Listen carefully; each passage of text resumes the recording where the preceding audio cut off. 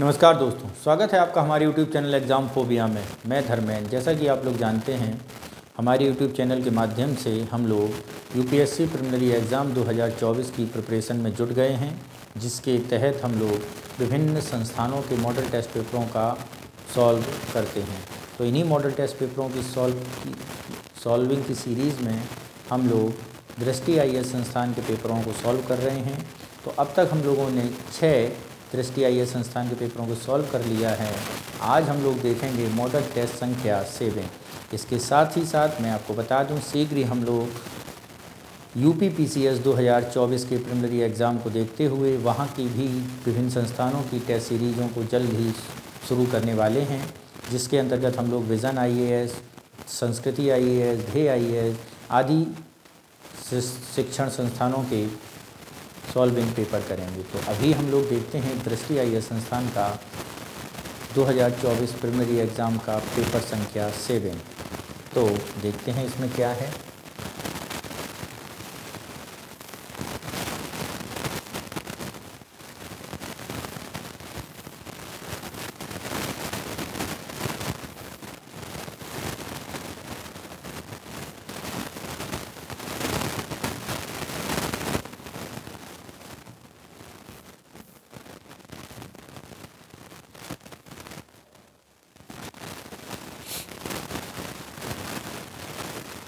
पहला क्वेश्चन क्या है उसे देखते हैं।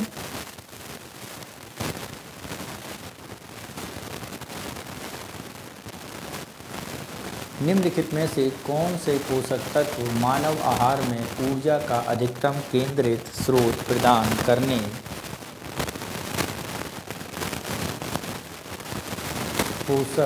निम्नलिखित में से कौन सा पोषक तत्व मानव आहार में ऊर्जा का अधिकतम केंद्रित स्रोत प्रदान करने के लिए जिम्मेदार हैं। यानी ऊर्जा के तत्व बताने हैं जो मानव के स्वास्थ्य के लिए, पोषक के लिए मानव आहार में केंद्रित हैं। ऑप्शन आपका ए है विटामिन, ऑप्शन बी है वसा, ऑप्शन सी है कार्बोहाइड्रेट और ऑप्शन डी है प्रोटीन। तो यहाँ पे यदि हम बात करें जो हमारा विटामिन्स है उससे क्या होता है, तो विटामिन आवश्यक सूक्ष्म पोषक तत्व है जो अच्छे स्वास्थ्य को बनाए रखने के लिए महत्वपूर्ण भूमिका निभाता है। ठीक है, क्या करता है, अच्छे स्वास्थ्य को बनाए रखने के लिए महत्वपूर्ण भूमिका निभाता है और हमारे इम्यून सिस्टम को मजबूत करने का काम करता है आपका विटामिन्स, और तथा जो विभिन्न रासायनिक प्रक्रियाओं को सुविधाजनक बनाता है। ठीक है, और अगर हम बात करते हैं इसके बारे में आगे, तो विटामिन कार्बोहाइड्रेट की तरह ऊर्जा के प्रत्यक्ष स्रोत के रूप में कार्य नहीं करता। ये प्रत्यक्ष ऊर्जा का स्रोत के रूप में कार्य नहीं करता है। ठीक है, लेकिन अगर हम बात करते हैं यहाँ पे कार्बोहाइड्रेट की, तो कार्बोहाइड्रेट का उपभोग जब करते हैं हम लोग तो हमारे शरीर में ग्लूकोज के रूप में ये टूटता है, और जिसका उपयोग कोशिकाओं द्वारा ऊर्जा की प्राथमिकता के लिए किया जाता है। प्रोटीन के बारे में बात करें, खनिज की आवश्यकता के लिए हमें प्रोटीन की आवश्यकता होती है। खनिजों की पूर्ति प्रोटीन से होती है, जिससे हमारी स्वास्थ्य की अस्थियां एवं तंत्र का तंत्र मजबूत होता है, और ये क्या करता है, शारीरिक कार्यों के लिए महत्वपूर्ण भूमिका निभाता है और हमें सीधे ऊर्जा प्रदान नहीं करता। जबकि मानव आहार में ऊर्जा की अधिकतम केंद्रित स्रोत की अगर हम बात करते हैं तो वसा जो है उसमें सबसे अधिक ऊर्जा केंद्रित होती है, जो कार्बोहाइड्रेट और प्रोटीन की अपेक्षा दुगनी है। तो हमारी आंसर क्या होगा हमारा मित्रों, हमारा आंसर होगा फैटी यानी वसा। ठीक है मित्रों, तो नेक्स्ट चलते हैं क्वेश्चन नंबर 2 पर और देखते हैं 2 क्या कह रहा है। निम्नलिखित में से कौन सा कथन परिभाषी पदार्थों के साथ संपर्क करने पर प्रकाश के व्यवहार का सटीक वर्णन करता है। ए, प्रकाश को पदार्थ द्वारा पूरी तरह से अवशोषित कर लिया जाता है, जिससे वह अपारदर्शी दिखाई देता है। बी, प्रकाश न्यूनतम प्रकीर्णन के साथ पदार्थ से होकर गुजरता है, जिससे दूसरी तरफ की वस्तुओं को स्पष्ट रूप से देखा जा सकता है। सी, प्रकाश पदार्थ की सतह से प्रतिबिंबित होता है जिससे दर्पण जैसा प्रभाव उत्पन्न होता है। डी, प्रकाश आंशिक रूप से पदार्थ के माध्यम से प्रसारित होता है जिससे धुंधला अथवा विसरित दिखाई देता है। ठीक है, तो यहाँ पे आपको परिभाषी पदार्थों के बारे में बताना है। किसके बारे में बताना है? परिभाषी पदार्थों के बारे में। तो अगर हम परिभाषी पदार्थों के बारे में करें तो एक अद्वितीय व्यवहार प्रदर्शित करते हैं ये पदार्थ, जिससे होता क्या है, ये पारदर्शी पदार्थों के विपरीत प्रकाश के न्यूनतम प्रकीर्णन के साथ गुजरने की अनुमति देते हैं तथा अपारदर्शी पदार्थ प्रकाश के मार्ग को पूरी तरह अवरुद्ध कर देते हैं। ठीक है, पारभासी में क्या होता है कि ये कुछ हद तक प्रकाश को अपने में से गुजरने देते हैं। तो यहाँ पर यदि हम बात करें तो सटीक वर्णन कर रहा है वो डी कर रहा है, आंशिक रूप से पदार्थ के माध्यम से प्रसारित हो जाता है प्रकाश, यानी हमारा ऑप्शन क्या होगा? ऑप्शन हमारा डी होगा। बात समझे? जो पारिभाषी होते हैं वो आंशिक रूप से क्या करते हैं? प्रकाश को अपने से गुजरने देते हैं। नेक्स्ट क्वेश्चन चलते हैं, क्वेश्चन नंबर 3 पर। क्या है थर्ड, उसे समझते हैं। निम्नलिखित कथनों पर विचार कीजिए। क्या है? पृथक्करण की विधियों से संबंधित ये कथन हैं और ये बताने हैं। क्या है इसमें? अगर हम बात करें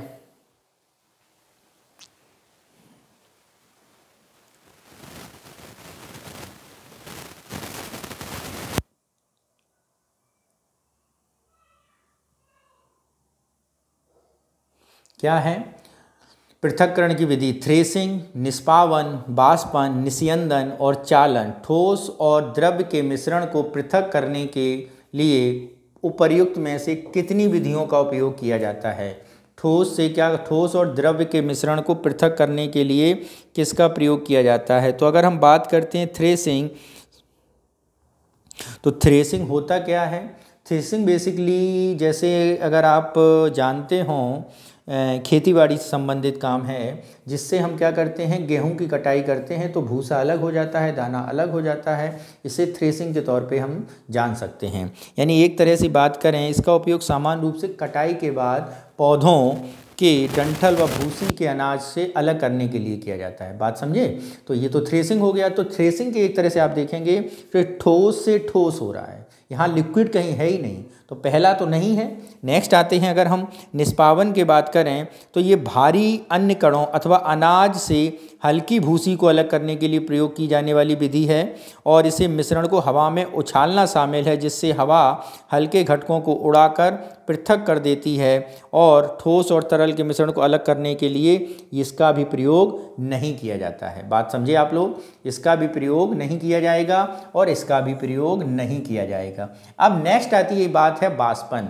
बाष्पन को आप इस तरह देख सकते हैं, जैसे आप घरों में अनाज सुखाते हैं, अगर आपके अनाज में मॉइस्चर है, नमी है, तो हम धूप में उसे फैला देते हैं। तो बाष्पन के द्वारा क्या हो जाता है, वो अशुद्धि जल की क्या हो जाती है, वाष्प द्वारा उड़ जाती है। यानी ये विधि क्या है हमारी, इस यूज़ किया जाता है। नेक्स्ट बात करें अगर हम निस्यंदन, तो निस्यंदन का है, इसका तब उपयोग किया जाता है जब तरल में निलंबित ठोस के कण मिश्रित होते हैं और मिश्रण को एक फिल्टर के माध्यम से गुजरना पड़ता है। उसे क्या बोलते हैं? उसे हम निस्यंदन बोलते हैं। ठीक है। चालन के बारे में अगर हम बात करें तो चालन का उपयोग भारी ठोस के कणों से छोटे ठोस के कणों को पृथक करने अथवा विभिन्न प्रकार के ठोस के कणों के मिश्रण को अलग करने के लिए गुजरना पड़ता है। ठीक है। और इसे अगर हम बात करें तो चलनी या छलनी द्वारा भी छान लिया जाता है, यानी इसका भी प्रयोग किया जाता है। तो ठोस और द्रव्य के मिश्रण में अगर हम यहाँ पे आएँ तो यहाँ पे कौन सा ऑप्शन सही होगा? 3 हमारे सही होंगे, यानी option B is the right answer. Next चलते हैं क्वेश्चन नंबर 4 पर और 4 को समझते हैं। क्या कह रहा है 4?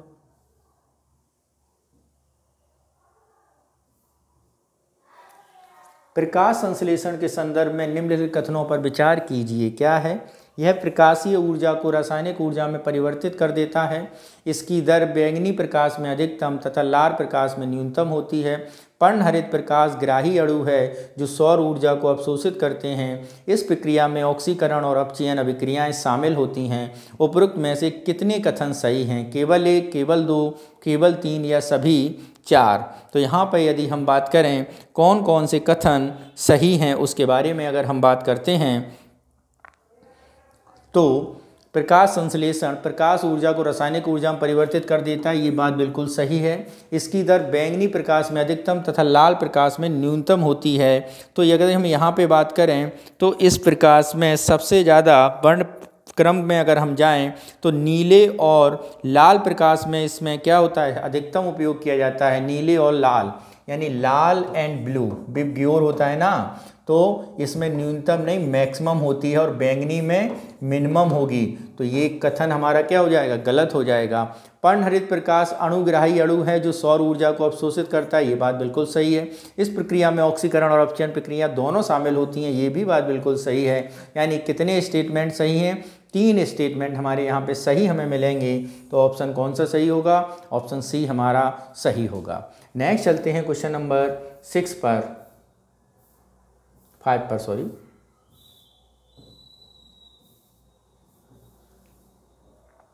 पादप आकारिकी के संदर्भ में झाड़ियों और शाख के मध्य अंतर करने के लिए आमतौर पर निम्नलिखित में से किस विशेषता का उपयोग किया जाता है? ए पत्तियों का आकार, बी पौधों की लंबाई, सी पुष्पों के प्रकार या डी मूल की गहराई। क्या है? मूल की गहराई। तो अगर हम यहाँ पे बात करें किसका प्रयोग किया जाता है? पादप आकार की। तो पादप आकार की में क्या होता है, जिनके आधार पर झाड़ियाँ क्या हैं, झाड़ियों और शाख के मध्य के अंतर करने के लिए आमतौर पर निम्नलिखित में से किस विशेषता का उपयोग किया जाता है? तो ऐसे पौधे झाड़ियाँ क्या हैं जिनके आधार से कई तने अथवा शाखाएं निकलती हैं और जिनकी ऊंचाई 1 मीटर से अधिक हो। शाख की तुलना में झाड़ियाँ ज़्यादा बड़ी होती हैं, इस जैसे गुलाब, बुकाइन, गुड़हल। ठीक है। शाख दूसरी और शाख ऊंचाई की दृष्टि से छोटे पौधे होते हैं। ठीक है। तो यहाँ पर आमतौर पर किस विशेषता का उपयोग किया जाता है? उस विशेषता है वो आपकी पौधे की लंबाई। झाड़ियाँ क्या होती हैं? झाड़ियाँ 1 मीटर से प्लस, ये क्या होती हैं? इस 1 मीटर से कम क्या होती हैं? 1 मीटर से कम होती हैं। सुविकसित तने होते हैं, ऊंचाई में छोटे पौधे होते हैं, ऊंचाई लगभग 1 मीटर होती है और ये अधिक होते हैं। बात आई समझ में? इनकी जो लंबाई है वो 1 मीटर से अधिक हो सकती है और एक साथ कई शाखाएं आ जाएं तो उसे झाड़ी के अंतर्गत देखेंगे, और यदि कम शाखाएं रहें और ऊंचाई कम रहे तो उन्हें हम शाख के अंतर्गत देखेंगे। तो यहाँ पे विशेष बात लंबाई की जा रही है, तो यहाँ पर बात हो जाएगी पौधे की लंबाई से संबंधित। नेक्स्ट चलते हैं क्वेश्चन नंबर 66 पर। क्या कह रहा है 6 हमारा?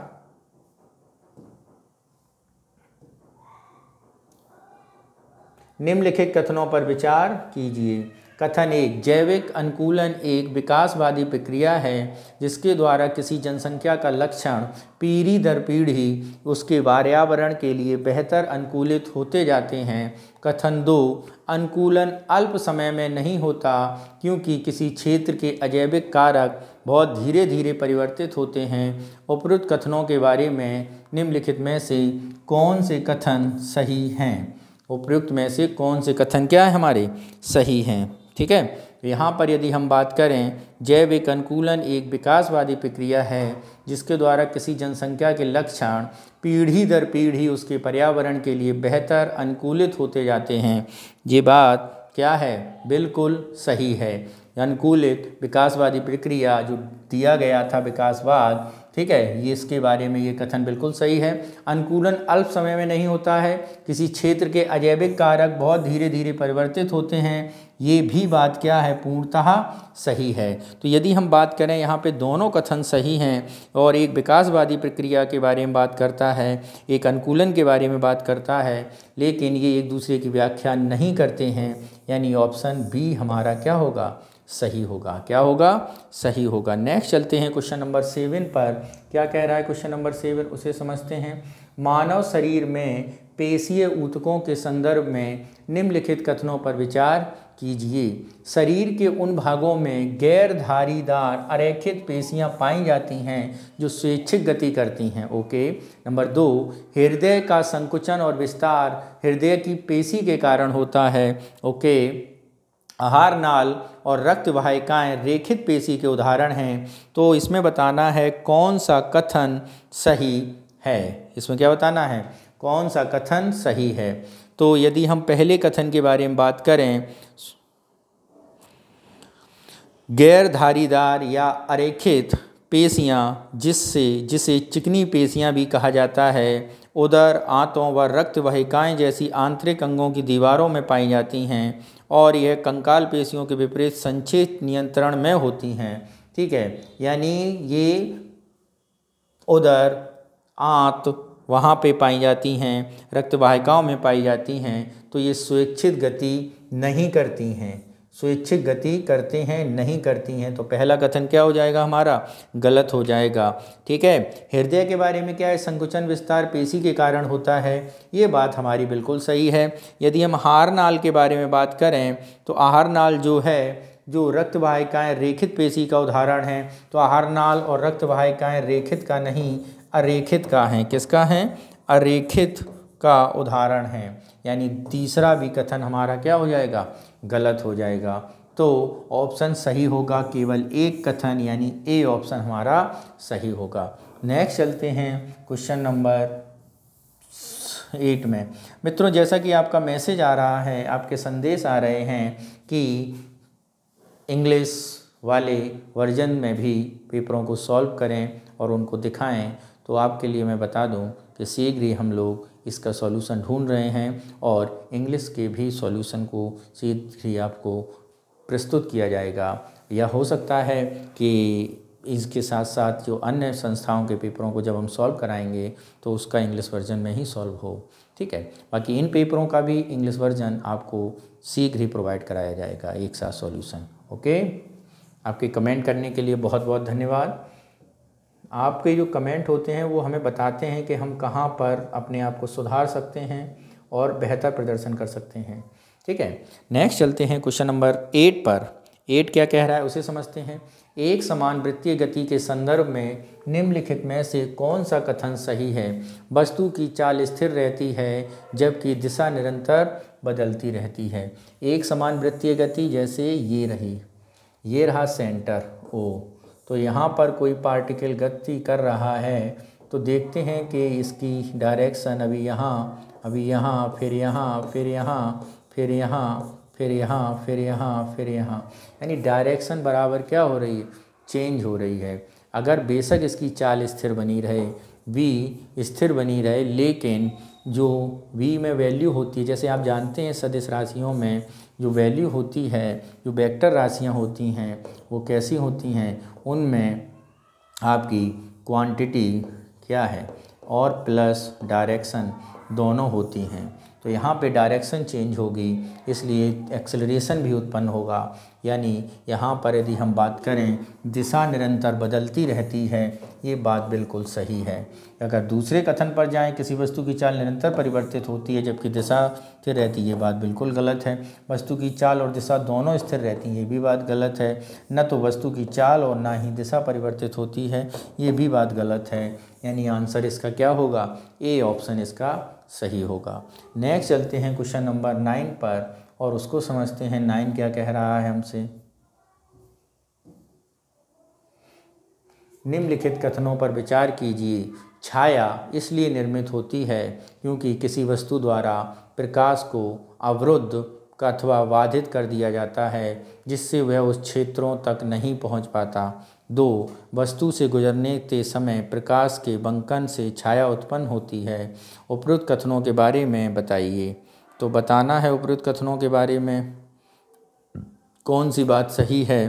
तो छाया इसलिए निर्मित होती है क्योंकि किसी वस्तु द्वारा प्रकाश को अवरुद्ध या बाधित, ये बात बिल्कुल सही है। दूसरी, वस्तु से गुजरते समय प्रकाश का बंकन छाया उत्पन्न होती है, ये बात गलत है। वस्तु से गुजरते समय यदि हम बात करें तो बंकन छाया प्रकाश के अपवर्तन की घटना होती है। क्या होती है ये, बंकन जो होती है वो अपवर्तन रिफ्रैक्शन के बारे में बात करता है, यानी प्रकाश यहाँ से टकराया और वापस लौट गया, तो जब टकरा के वापस लौट जाता है तो उसमें किसी प्रकार की छाया वगैरह नहीं बनती है।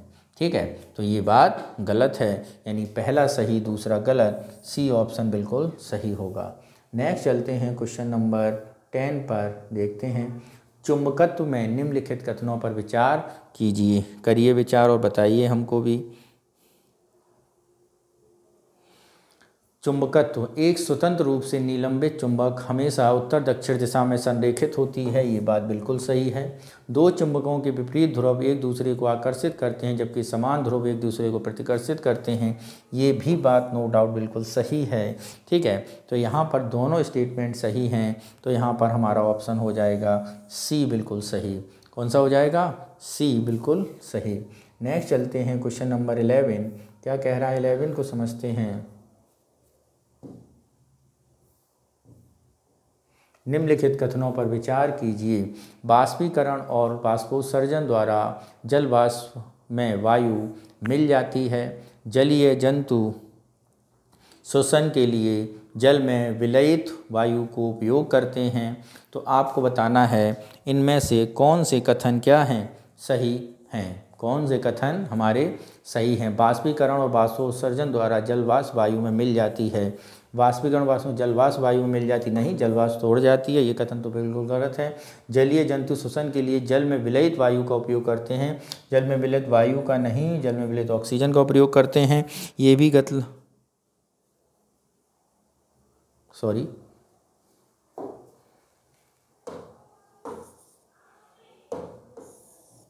ठीक है, जरा देखें ध्यान से इसे। वाष्पीकरण और बाष्पोत्सर्जन जल वाष्प में मिल जाती, जल वाष्प वायु, अच्छा जल वाष्प जो है उड़ती किस में मिल जाती, वायु में, ये कथन बिल्कुल सही है। नेक्स्ट है जलीय जंतु श्वसन के लिए विलयित वायु का उपयोग करते हैं, जल में घुली ऑक्सीजन या वायु, ये भी बात बिल्कुल सही है। क्वेश्चन क्या है, उपरोक्त कथनों में से कौन से सही नहीं हैं, क्या है, कौन से सही नहीं हैं। तो यहाँ पर दोनों कथन बिल्कुल सही हैं, यानी यहाँ पर जो ऑप्शन होगा वो होगा न तो डी और ना ए, यानी कोई गलत नहीं है, दोनों सही हैं। ठीक है, नेक्स्ट चलते हैं क्वेश्चन नंबर 12 पर, देखते हैं निम्नलिखित युग्मों पर विचार कीजिए। उपकरण हैं और दूसरी तरफ उनके उपयोग के बारे में बात की जाती है। ठीक है, वोल्ट मीटर के बारे में बात करें तो क्या बता रहा है, विद्युत विभवांतर को मापने के लिए किया जाता है। किसको? विद्युत विभवांतर को मापने के लिए किया जाता है। एमीटर के बारे में बात करें तो विद्युत धारा के परिमाण का मापन है। गैल्वेनोमीटर के बारे में बात करें तो धारा की दिशा के मापने की बात है। ठीक है, वर्तमान में प्रवाह का सूचक है। तो यहाँ पर विद्युत धारा का परिमाण अमीटर और विद्युत धारा की दिशा इसको मापने के लिए किया जाता है गैल्वेनोमीटर को। तो ये दोनों तो सही नहीं हैं, बल्कि एक हमारा सही है। तो कितने युग्म सही हैं? केवल एक युग्म सही है, यानी ऑप्शन ए हमारा सही हो जाएगा। नेक्स्ट चलते हैं क्वेश्चन नंबर 13 पर, जीवाणु के संदर्भ में निम्नलिखित कथनों पर विचार कीजिए। जीवाणु अपने पोषण की विधि से स्वपोषित या परपोषी हो सकते हैं। ये सर्वाधिक संख्या में पाए जाने वाले सूक्ष्म जीव हैं। 3, विषाणु के विपरीत ये विषम एवं प्रतिकूल वातावरण में जीवित रहने में असमर्थ हैं। उपरोक्त में से कितने कथन सही हैं? उपरोक्त में से कितने कथन सही हैं? ठीक है, देखते हैं। जीवाणु अपने पोषण की विधि में स्वपोषी या परपोषी हो सकते हैं, ये बात बिल्कुल सही है, इसमें कोई डाउट नहीं है।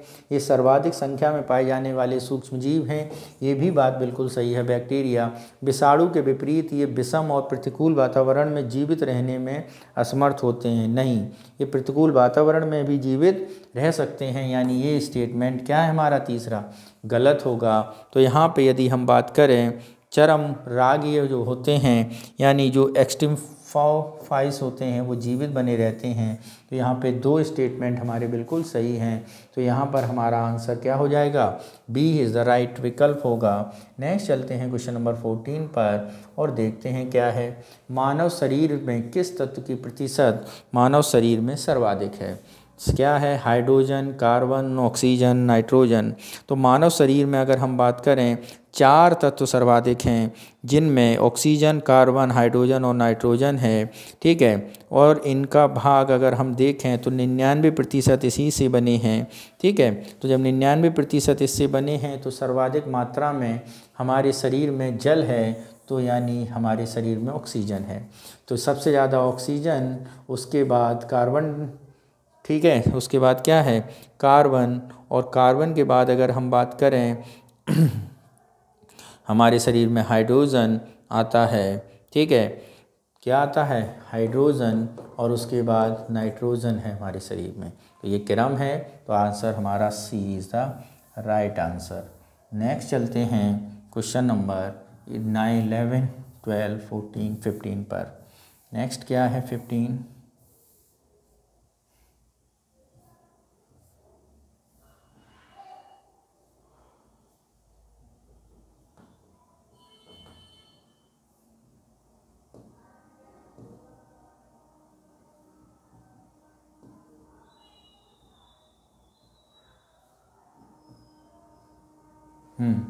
निम्नलिखित पर विचार कीजिए। प्रद्रव्य यानी प्लाज्मा रक्त का प्रमुख घटक है। क्या है रक्त का? रक्त का प्रमुख घटक है प्लाज्मा। ठीक है, रक्त का प्रमुख घटक कर दिया प्लाज्मा, अच्छी बात है। इसके बाद क्या कह रहा है? इसके बाद ये कह रहा है कि रक्त समूह का निर्धारण एंटीजन और प्रतिरक्षी की उपस्थिति से रहता होता है। ये भी बात बिल्कुल सही है। रक्त स्कंदन में पट्टिकाणु यानी प्लेटलेट्स महत्वपूर्ण भूमिका निभाते हैं। ये बात बिल्कुल सही है, यानी तीनों बातें इसमें बिल्कुल सही हैं। तो कितने कथन सही हैं सर? तीनों कथन सही हैं, यानी C is the right answer. Next चलते हैं क्वेश्चन नंबर 16 पर और देखते हैं 16 क्या कह रहा है। 16 के बारे में है, मधुमेह के संदर्भ में विचार कीजिए। टाइप 1 मधुमेह मुख्य रूप से जीवन शैली कारकों जैसे अनुचित आहार, शारीरिक गतिविधि की कमी के कारण होता है। टाइप 2 मधुमेह एक स्वप्रतिरक्षित प्रक्रिया के परिणाम स्वरूप होता है, जो अग्नाशय में इंसुलिन उत्पादक और कोशिकाओं के नष्ट कर देता है। इंसुलिन एक हार्मोन है जो रक्त शर्करा के स्तर को नियंत्रित करने में मदद करता है। उपयुक्त कथनों में से कौन से सही हैं? क्या हैं? उपयुक्त कथनों में से कौन से सही हैं? तो टाइप 1 मधुमेह की मुख्य शैली अगर हम बात करें तो टाइप 1 जो है वो स्वप्रतिरक्षी रोग है मधुमेह। ठीक है, और जिसमें शरीर प्रतिरक्षा प्रणाली गलती से अग्नाशय में इंसुलिन उत्पादक बीटा कोशिकाओं पर हमला कर देती है, जिससे वो नष्ट हो जाती हैं। यह मुख्य रूप से जीवन शैली के कारकों का कारण नहीं, आमतौर पर कम उम्र में होता है। यानी आपका इसमें शारीरिक गतिविधि या जीवन शैली का कोई अर्थ नहीं है। पहला स्टेटमेंट गलत हो जाएगा। दूसरे स्टेटमेंट के बारे में बात करें तो टाइप 2 मधुमेह मुख्य रूप से इंसुलिन प्रतिरोध की विशेषता है, जहां शरीर को उसका इंसुलिन के प्रति प्रभावी ढंग से प्रतिक्रिया नहीं करती और स्व प्रतिरक्षी प्रक्रिया से जुड़ा नहीं है। ठीक है, अग्नाशय इंसुलिन उत्पादक कोशिकाओं को नष्ट कर देती, नष्ट इसमें करती थी, यहाँ पर नष्ट नहीं करती। तो ये भी स्टेटमेंट क्या है? गलत है। नेक्स्ट, इंसुलिन एक हार्मोन है जो रक्त शर्करा के स्तर को नियंत्रित रखता है। ये बात बिल्कुल सही है, और ऑप्शन भी हमारा क्या हो जाएगा? बी हो जाएगा, बिल्कुल सही। नेक्स्ट चलते हैं क्वेश्चन नंबर 17 पर। कागज़ कारखानों में विरंजक कारक के रूप में 2, लॉन्ड्री में कपड़े धोने के लिए विरंजक कारक के रूप में 3, कई रासायनिक उद्योगों में औपचारिक के रूप में 3, 4, पीने के जल को रोगाणुओं से मुक्त करने के लिए, और एक, विरंजक चूर्ण का उपयोग के संदर्भ में उपरोक्त में से कितने सही हैं? उपरोक्त में से कितने सही हैं? तो विरंजक के बारे में यदि हम बात करें, जो CaOCl2 है विरंजक चूर्ण, तो ये चारों बातें बिल्कुल सही हैं। यानी हमारा ऑप्शन कौन सा होगा? हमारा ऑप्शन डी क्या होगा? सही होगा। नेक्स्ट चलते हैं क्वेश्चन नंबर 18 पर। क्या कह रहा है 18?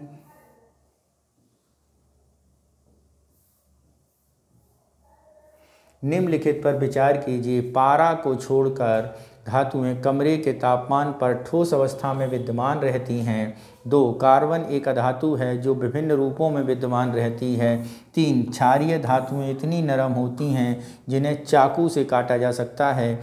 कितने कथन सही हैं? तो पारे को छोड़कर सभी धातुएं कमरे ताप पर ठोस अवस्था में रहती हैं, ये बात बिल्कुल सही है। कार्बन एक अधातु है जो विभिन्न रूपों में विद्यमान है, ये भी बात बिल्कुल सही है। ठीक है, क्षारीय धातुएं इतनी नरम होती हैं जिन्हें चाकू से काटा जा सकता है, ये भी बात बिल्कुल सही है। तो कितने कथन सही हैं? ये सभी कथन इसमें क्या होंगे? हमारे सही होंगे, यानी ऑप्शन सी हमारा सही होगा। नेक्स्ट चलते हैं क्वेश्चन नंबर 19 पर। क्या है? निम्नलिखित पर विचार कीजिए। स्वर्ण, चांदी, प्लेटिनम और तांबा प्रकृति में कभी भी मुख्य तत्वों के रूप में नहीं पाए जाते हैं। मैग्नीशियम, पोटेशियम और एल्युमिनियम प्रकृति में मुक्त अवस्था में पाए जाते हैं। उपरोक्त कथनों में से कौन से सही हैं? 1 केवल सही है, केवल 2 सही है, केवल 3 सही है, 1 और 2 दोनों सही हैं और 1, 2 दोनों में से कोई सही नहीं है। तो आपको बताना है सोना, चांदी, तांबा प्रकृति में कभी भी मुक्त अवस्था के रूप में नहीं पाए जाते हैं। तो यदि हम बात करें सोना, चांदी, प्लेटिनम, तांबा मुक्त अवस्था में पाए जाते हैं। ठीक है, तांबा और चांदी तो संयुक्त रूप से पाई जाती है। ठीक, और ये सल्फाइड या ऑक्साइड अयस्क के रूप में भी पाए जाते हैं। तो पहला कथन क्या है? नहीं पाए जाते हैं, ये बात गलत है, पाए जा सकते हैं। मैग्नीशियम, पोटेशियम और एल्युमिनियम प्रकृति में मुक्त अवस्था में पाए जाते हैं। मुक्त अवस्था में पाए जाते हैं, ये बात गलत है, ये मुक्त अवस्था में नहीं पाए जाते हैं, ये अशुद्धियों के साथ पाए जाते हैं। बहुत अभिक्रियाशील धातु है ऑक्सीजन, इसलिए ऑप्शन कौन सा होगा? ऑप्शन डी हमारा सही होगा। ठीक है, नेक्स्ट चलते हैं क्वेश्चन नंबर 20 पर। क्या कह रहा है 20? लघुपतन के समय परिपथ में विद्युत धारा का मान अत्यधिक बढ़ जाता है, तेजी से कम हो जाता है, अपरिवर्तित रहता है, लगातार परिवर्तित होता रहता है। तो यहाँ पर यदि हम बात करें तो लघुपतन, जिसे शॉर्ट सर्किट कहते हैं, विद्युत के लिए बिना अवरोध का पथ बना देता है, जिससे विद्युत धारा का मान अत्यधिक बढ़ जाता है। ठीक है, ऑप्शन ए हमारा सही उत्तर होगा। नेक्स्ट चलते हैं क्वेश्चन नंबर 21, देखते हैं क्या कह रहा है 21। निम्नलिखित पर विचार कीजिए। मृग तृष्णा, प्रकाशीय तंतु संचार, प्रकाश का जल में से कांच की ओर संचरण, प्रकाश का प्रकीर्णन, उपयुक्त अनुप्रयोगों परिघटनाओं में कितने पूर्ण आंतरिक परावर्तन में सम्मिलित हैं? तो पूर्ण आंतरिक परावर्तन यानी टोटल इंटरनल रिफ्लेक्शन में अगर हम बात करें क्या है, तो पूर्ण आंतरिक परावर्तन में बात करेंगे तो मृग तृष्णा पूर्ण आंतरिक परावर्तन है, प्रकाशीय तंतु संचार पूर्ण आंतरिक परावर्तन है, जबकि प्रकाश का जल के कांच में संचरण ये अपवर्तन है। क्या है? ये अपवर्तन है, ये बात और गलत है। क्या है? पूर्ण आंतरिक परावर्तन अगर हम बात करें तो तभी होगा जब प्रकाश किरण सघन माध्यम से विरल माध्यम में जाएगी। ठीक है,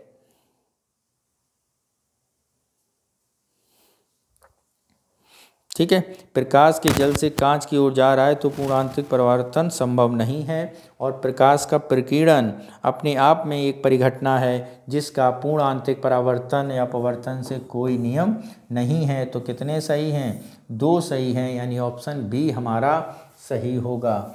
नेक्स्ट चलते हैं क्वेश्चन नंबर 22 पर।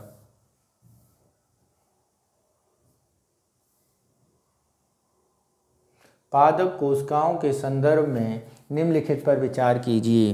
पादप कोशिकाओं के संदर्भ में करिए विचार, बताइए। पादप कोशिकाएं जंतु दोनों कोशिकाओं में केंद्रक होता है, सही है। पादप कोशिकाओं में कोशिका भित्ति पाई जाती है, किंतु जंतु कोशिकाओं में कोशिका भित्ति का अभाव होता है। ओके, ऊर्जा उत्पादन के लिए जिम्मेदार कोशिकांग पादप और जंतु दोनों कोशिकाओं में मौजूद हैं। जंतु कोशिकाओं में रसधानी आमतौर पर पादप कोशिकाओं की तुलना में बड़ी और अधिक प्रमुख होती है। ठीक है, तो यहाँ पे यदि हम बात करें राजधानी के बारे में, जो पादप कोशिकाओं की हमेशा बड़ी होती है, जंतु कोशिकाओं में बड़ी नहीं होती है। तो चौथा स्टेटमेंट तो गलत है। ठीक है, पहला स्टेटमेंट दोनों में केंद्रक बिल्कुल सही है, कोशिका भित्ति पाई जाती ये भी सही है, ऊर्जा उत्पादन के लिए माइटोकॉन्ड्रिया है ये भी सही है, यानी 3 सही हैं। ऑप्शन कौन सा होगा सही? ऑप्शन सी हमारा सही होगा। नेक्स्ट चलते हैं क्वेश्चन नंबर 23 पर और देखते हैं 23 क्या कह रहा है। मानव नेत्र के बारे में निम्नलिखित कथनों पर विचार कीजिए। स्वच्छ मंडल कार्निया नेत्र का वह भाग है जो रंग दृष्टि के लिए जिम्मेदार होता है। पुतली का आकार स्थिर रहता है और अलग अलग प्रकाश स्थितियों की प्रतिक्रियाओं में नहीं बदलता है। उपरोक्त कथनों में से कौन से सही हैं? तो यदि हम उपरोक्त कथनों के बारे में बात करें तो स्वच्छ मंडल यानी कार्निया नेत्र का वह भाग है जो रंग दृष्टि के जिम्मेदार है। तो मानव नेत्र कार्निया रंग की पहचान के लिए जिम्मेदार नहीं है। ग्राही दृष्टिपटल में प्रकाश ग्राही कोशिकाएं होती हैं जो शलाका और रात्रि दृष्टि के लिए जिम्मेदार होती हैं। ठीक है, तो यानी पहला स्टेटमेंट क्या है हमारा? गलत है। पुतली का आकार स्थिर रहता है, अलग अलग परिस्थितियों प्रतिक्रिया नहीं। पुतली का आकार बदलता रहता है, उजाले में पुतली सिकुड़ जाती है, अंधकार में पुतली फैल जाती है, जिससे हम अंधेरे में भी वस्तुएं देख पाते हैं। तो यानी हमारा दूसरा स्टेटमेंट भी गलत है।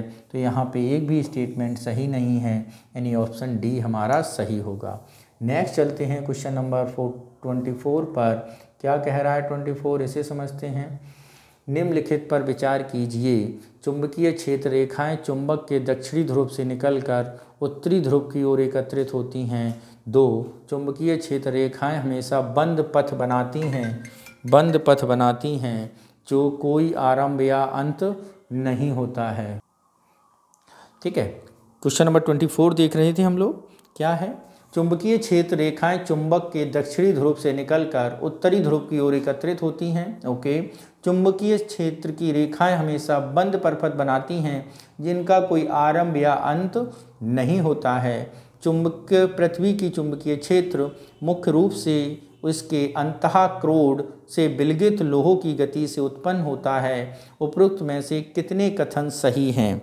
क्या बताना है? उपरोक्त में से कितने कथन सही हैं? तो मित्रों, अगर हम यहाँ पे बात करें चुंबकीय क्षेत्र के लिए, मैग्नेटिक फील्ड के लिए जो ये बातें की गई हैं, यही बात बिल्कुल सही है। और रेखाएं हमेशा बंद परपथ बनाती हैं, ये भी बात बिल्कुल सही है। और मुख्य रूप से अंतःक्रोड में विगलित होती हैं, ये भी बात सही है। यानी जो स्टेटमेंट की बात की गई है वो तीनों स्टेटमेंट हमारे क्या हैं? पूर्णतः सही हैं, यानी ऑप्शन सी हमारा सही होगा।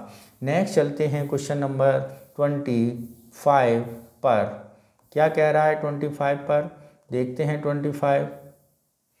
निम्न पर विचार कीजिए। पश्च दृश्य दर्पण, आवर्धक लेंस, प्रिज्म, मायोपिक लेंस, उपरोक्त में से कितने प्रकाशीय उपकरण उत्तल लेंस दर्पण का उपयोग करते हैं? ए केवल 1, बी केवल 2, सी केवल 3 या डी सभी 4। तो यहाँ पर यदि हम बात करें तो यहाँ पर कौन सी बात बिल्कुल सही होगी? कौन से प्रकाशीय उपकरण उत्तल लेंस दर्पण का उपयोग करते हैं? तो जो पश्च दर्पण है, जो वाहनों में पीछे के दृश्यों को देखने के लिए काम आता है, उसमें हम उत्तल लेंस का प्रयोग, दर्पण का प्रयोग करते हैं पश्च दृष्टि के लिए। नेक्स्ट अगर हम बात करें आवर्धक लेंस, ये एक साधारण आवर्धक आमतौर पर वस्तुओं को बड़ा होने के लिए उपयोग किया जाता है। ठीक है, और इसके लिए ही हम उत्तल लेंस का उपयोग करते हैं। क्या करते हैं? उत्तल लेंस के लिए करते हैं। प्रिज्म के अगर हम बात करें, ठोस ऑप्टिकल एलिमेंट्स हैं, जब प्रकाश उससे गुजरता है तो अपने मार्ग से विचलित हो जाता है, तो इसमें उत्तल लेंस का प्रयोग नहीं होता है, अवतल लेंस का प्रयोग होता है। मायोपिक के बारे में बात करें तो निकट दृष्टि दोष वाले लेंस के लिए हम मायोपिक करेक्टिव लेंस का प्रयोग करते हैं, जो संशोधक लेंस है। जो अवतल लेंस होता है, मायोपिक लेंस कौन सा लेंस होता है? अवतल लेंस होता है। तो ये भी आपका नहीं है। तो कितने हैं? 2 हैं आपके। तो ऑप्शन कौन सा सही होगा? बी ऑप्शन हमारा सही होगा। नेक्स्ट अगर हम क्वेश्चन देखें, क्वेश्चन नंबर 26, निम्नलिखित कथनों पर विचार कीजिए। स्थलीय पारिस्थितिकी तंत्र में हरे पादप भोजन निर्माण के लिए सूर्य प्रकाश का लगभग 30% ऊर्जा ग्रहण करते हैं। 2, प्रत्येक पोषण स्तर पर ऊर्जा में अत्यधिक वृद्धि होती है। तो यदि हम बात करें कौन से कथन सही हैं, तो स्थलीय पारिस्थितिकी तंत्र में हरे पादप भोजन निर्माण के लिए सूर्य प्रकाश की लगभग 23% ऊर्जा ग्रहण करते हैं। तो ये 30% ऊर्जा ग्रहण नहीं करते हैं, ये मात्र 1% ऊर्जा ग्रहण करते हैं। यानी पहला स्टेटमेंट क्या हो जाएगा? गलत। ऊर्जा में अत्यधिक वृद्धि होती है, ये भी बात गलत है, क्योंकि ऊर्जा की वृद्धि पिरामिड हमेशा सीधा पिरामिड होता है, ऊर्जा का पिरामिड, जो कि ऊर्जा के स्तर बराबर घटता हुआ प्रतीत होता है। यानी न डी सही है न 2 सही है, यानी ऑप्शन डी सही होगा। नेक्स्ट चलते हैं क्वेश्चन नंबर 27 पर। क्या है 27? निम्नलिखित में से कौन सा बल एक अणु में सभी परमाणु को एक साथ बांधे रखने के लिए जिम्मेदार है? विद्युत चुंबकीय बल, गुरुत्वाकर्षण बल, दुर्बल परमाणु बल या प्रबल परमाणु बल?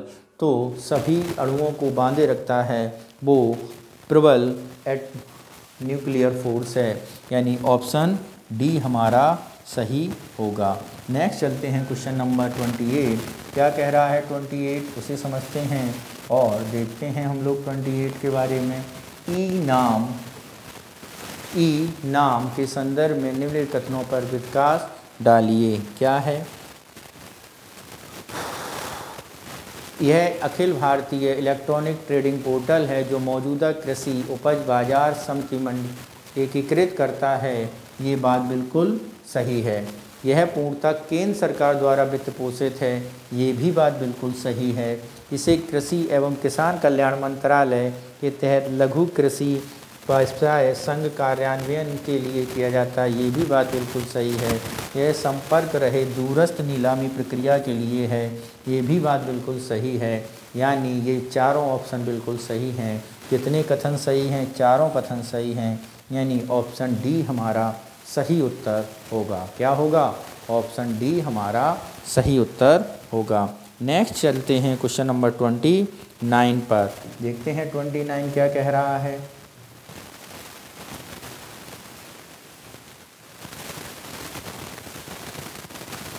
पीएम किसान मोबाइल ऐप के संदर्भ में निम्नलिखित कथनों पर विचार कीजिए।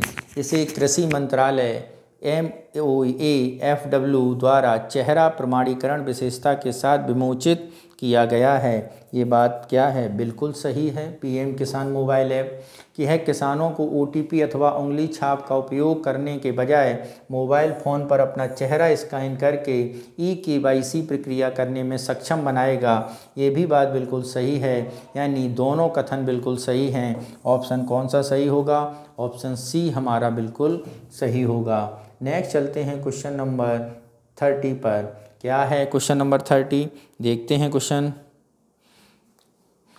स्मार्ट बोर्ड ऑनलाइन परीक्षण कक्षाओं में दरवाज़ों पर वाईफाई सेंसर, उपस्थिति की निगरानी के लिए बसों में सेंसर, उपस्थिति की निगरानी के लिए पहनने योग्य उपकरण, घड़ियाँ अथवा स्मार्ट बेल्ट, उपरोक्त में से कौन सा इंटरनेट ऑफ थिंग्स IoT सक्षम स्मार्ट स्कूल में उपलब्ध हो सकता है? तो ये स्मार्ट बोर्ड ऑनलाइन कक्षाओं में, उपस्थिति निगरानी, स्मार्ट घड़ियाँ, ये बिल्कुल सही हैं, यानी सभी 5 उपस्थित हो सकते हैं एक बेहतरीन ऑनलाइन क्लास के लिए। नेक्स्ट चलते हैं क्वेश्चन नंबर 31 पर और देखते हैं ध्रुवीय ज्योति ऑरोरा के संदर्भ में निम्नलिखित कथनों पर विचार कीजिए।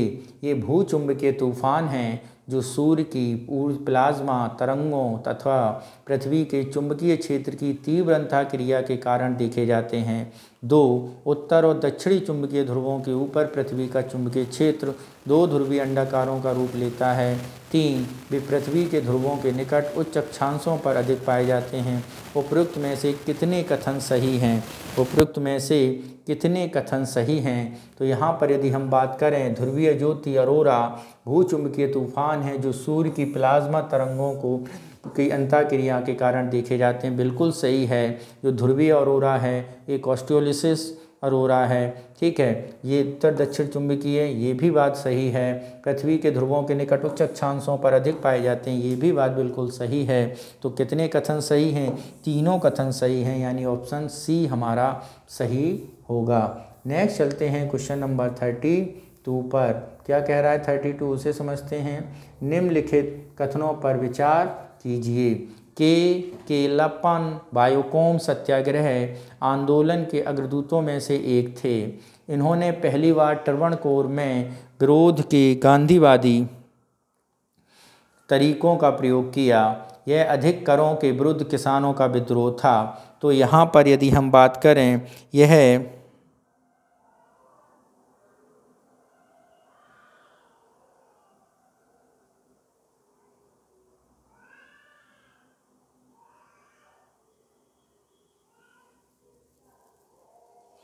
ये के कलप्पन वायुकोम सत्याग्रह 1924 में हुआ था, अग्रदूतों में से एक था, बिल्कुल सही है। उन्होंने पहली बार ट्रवणकोर के विरुद्ध विवादी तरीकों से प्रयोग किया, ये भी बात बिल्कुल सही है। अधिक करों के विरुद्ध किसानों का विद्रोह था, अधिक करों के विरुद्ध किसानों का विद्रोह था, ये बात गलत है। ये मंदिर में प्रवेश के लिए विद्रोह था, मंदिर में प्रवेश हेतु विद्रोह किया गया था ट्रवणकोर के राजा के विरुद्ध, यानी 1 और 2 सही हैं, यानी ऑप्शन ए हमारा क्या होगा? सही होगा। क्या होगा? ऑप्शन ए हमारा सही होगा। नेक्स्ट चलते हैं क्वेश्चन नंबर 33। भारत के धरोहर स्थल के संदर्भ में निम्नलिखित कथनों पर विचार कीजिए।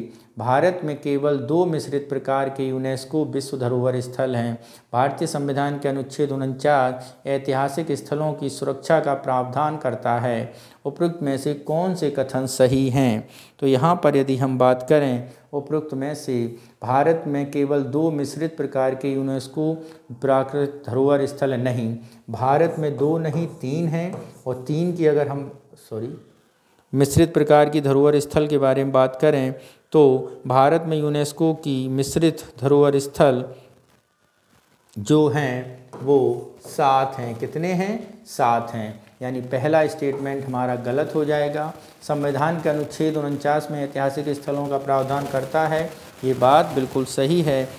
ऑप्शन बी हमारा सही है। तो मित्रों देखते हैं अगला क्वेश्चन, क्वेश्चन नंबर 34। क्या है? संयुक्त राष्ट्र जनसंख्या कोष के संदर्भ में निम्नलिखित कथनों पर विचार कीजिए। क्या है पहला कथन? यह विश्व जनसंख्या स्थिति रिपोर्ट जारी करता है। नंबर 2, यह संयुक्त राष्ट्र के बजट से वित्त पोषित है।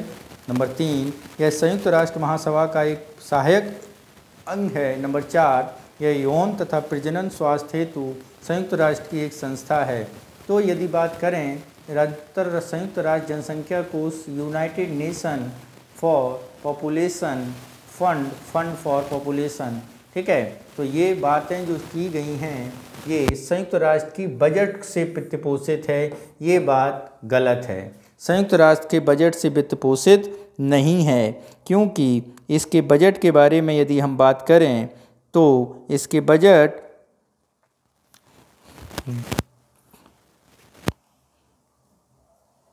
संयुक्त राष्ट्र के द्वारा नहीं दिया जाता, बल्कि इसका संचालन संयुक्त राष्ट्र महासभा के सहायक अंग के तौर पे है। यानी 1, 3, 4 तो सही हैं, 2 सही नहीं है, यानी ऑप्शन बी।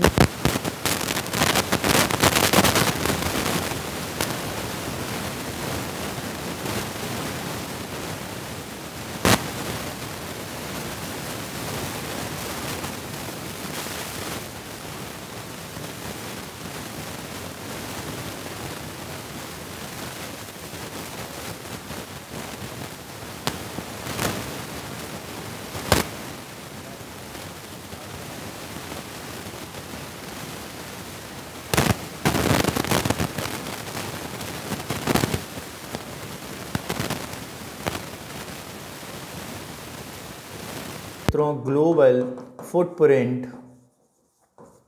फुटप्रिंट नेटवर्क द्वारा है, यानी दूसरा कथन हमारा क्या है? गलत है, यानी ऑप्शन ए हमारा सही होगा। नेक्स्ट चलते हैं क्वेश्चन नंबर 36 में। क्या कह रहा है 36, उसे समझते हैं। निम्नलिखित युग्मों पर विचार कीजिए, करिए विचार, बताइए। कोको द्वीप समूह हिंद महासागर में है, ठीक है। कोको द्वीप समूह कहाँ है?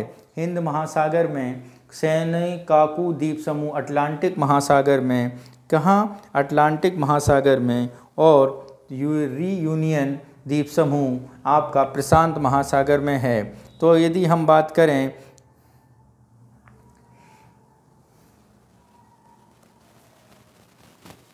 सेनकाकू द्वीप आपका पूर्वी प्रशांत महासागर में। कहाँ है? पूर्वी प्रशांत महासागर में। जबकि रीयूनियन आपका पश्चिमी हिंद महासागर में है। कहाँ पर? पश्चिमी हिंद महासागर। यानी ये दोनों सही सुमेलित नहीं हैं, जबकि एक हमारा सही सुमेलित है। कितने युग्म सही हैं? एक युग्म सही है। नेक्स्ट चलते हैं क्वेश्चन नंबर 37। शर्करा स्रोत, लैक्टोज, दुग्ध और डेयरी उत्पाद, सुक्रोज, फल, चुकंदर और सब्जियां, माल्टोज, रोटी और अनाज, उपयुक्त में से कितने युग्म सही सुमेलित हैं? केवल एक, केवल दो, केवल तीन या कोई भी नहीं। तो यदि हम बात करें यहाँ पे जो लैक्टोज है वो दुग्ध और डेयरी उत्पाद से है, सुक्रोज फल और चुकंदर मीठाई में, और माल्टोज रोटी और अनाज में है। यानी ये तीनों क्या है? हमारे सही सुमेलित हैं। यानी ऑप्शन कौन सा सही होगा? ऑप्शन सी हमारा सही होगा। नेक्स्ट चलते हैं क्वेश्चन नंबर 38 पर और देखते हैं 38 क्या कह रहा है। विटामिन के संदर्भ में निम्नलिखित कथनों पर विचार कीजिए। विटामिन B12 जल में घुलनशील होता है, इसके कारण यह हमारे शरीर में संग्रहित नहीं होता है। पराबैंगनी बी अल्ट्रावायलेट किरणों के संपर्क में आने पर विटामिन D3 सीधे त्वचा में संश्लेषित हो जाता है। सभी विटामिन एमिनो समूह के कार्बनिक यौगिक हैं। तो यहाँ पर बात करें कितने कथन सही हैं, इसके बारे में बात की जा रही है। कितने कथन मित्रों क्या हैं? सही हैं। तो यहाँ पे देखते हैं B12 जल में घुलनशील होता है। इसके बारे में बात करें तो B12 को माइटोकॉन्ड्रियल 5-डीऑक्सी एडिनिसल्कोबैलामीन के रूप में जाना जाता है, जो यकृत में 2 से 5 मिलीग्राम तक होता है और ये जल में घुलनशील नहीं है। यानी पहला स्टेटमेंट हमारा क्या हो जाएगा? गलत हो जाएगा। ठीक है, जल में विलय आपका विटामिन बी के वर्ग का नहीं बल्कि सी के वर्ग में आना चाहिए। ठीक है, नेक्स्ट अगर हम स्टेटमेंट की बात करें तो नेक्स्ट स्टेटमेंट है पराबैंगनी B12 30 सीधे त्वचा में संश्लेषित हो जाता है। ये बात बिल्कुल सही है। एमिनो समूह के कार्बनिक यौगिक हैं, ये बात गलत है। सभी विटामिन एमिनो समूह के कार्य समूह के नहीं हैं। ठीक है, अगर हम अंग्रेजी में लिखें तो अंतिम अक्षर माँ हटा दिया जाए तो वर्तमान में विटामिन शब्द का उपयोग किया जाता है। ठीक है, तो यानी ये हमारा सही नहीं है। तो कौन सही है? केवल एक सी कथन सही है, यानी सेकंड नंबर। नेक्स्ट चलते हैं क्वेश्चन नंबर 39 पर। क्या कह रहा है 39 के संबंध में? DNA अंगुली छाप फिंगरप्रिंट के संदर्भ में प्रत्येक व्यक्ति की अंगुली छाप अलग अलग होती है। ये बात बिल्कुल सही है, प्रत्येक व्यक्ति की अंगुली छाप अलग अलग होती है। नेक्स्ट स्टेटमेंट, इन्हें सर्जरी द्वारा बदला जा सकता है। यदि हम बात करें अंगुलियों की नोक पर होते हैं, लंबे समय से पहचान के लिए उपयोग किया जाता है, इन्हें सर्जरी के द्वारा बदला जा सकता है। दो व्यक्तियों के DNA अनुक्रम समान हो सकते हैं? नहीं, किन्हीं भी दो व्यक्तियों के DNA समान नहीं हो सकते हैं। यह हर कोशिका के लिए अलग अलग हैं और इसे बदला जा सकता है? नहीं, इसे बदला नहीं जा सकता। यानी अगर हम बात करें कितने कथन सही हैं तो 2 कथन सही हैं, यानी ऑप्शन बी हमारा सही होगा। नेक्स्ट चलते हैं क्वेश्चन नंबर 40 के बारे में।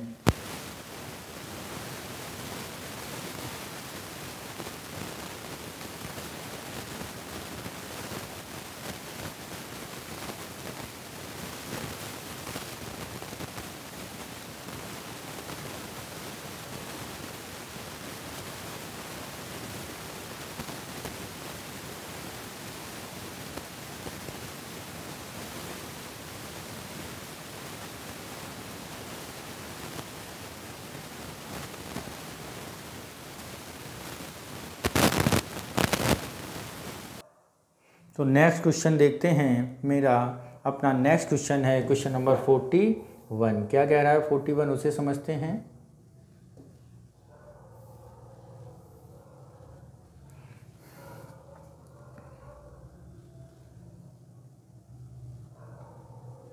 क्या है, बहुलक के संदर्भ में निम्नलिखित कथनों पर विचार कीजिए। सभी बहुलक अजैव निम्नीकरण हैं, ये बात बिल्कुल सही नहीं है। आइसोप्रोपीन एक संश्लेषित बहुलक है, ये भी बात गलत है। रबड़ प्राकृतिक बहुलक है, ठीक है, और इन्हें प्रत्यास्थता के गुण पाए जाते हैं। यदि हम बात करते हैं कि संश्लेषित बहुलकों की, तो कुछ बहुलक संश्लेषित भी हैं, यानी दोनों कथन गलत हैं। यानी ऑप्शन कौन सा सही होगा? डी ऑप्शन हमारा सही होगा। नेक्स्ट चलते हैं क्वेश्चन नंबर 42। क्या है? औषधि और अनुप्रयोग। हिस्टेमिन प्रतिअम्ल, स्प्रेनियोजिड प्रतिजैविक, एस्प्रिन पीड़ाहारी, पेंसिलिन प्रति अवसादक। उपरोक्त में से कितने युग्म सही हैं? केवल 1, केवल 2, केवल 3 और सभी 4। तो यहाँ पर यदि हम बात करें तो यहाँ पे कौन कौन से युग्म सही हैं, इसके बारे में बात करनी है। तो मित्रों यहाँ पर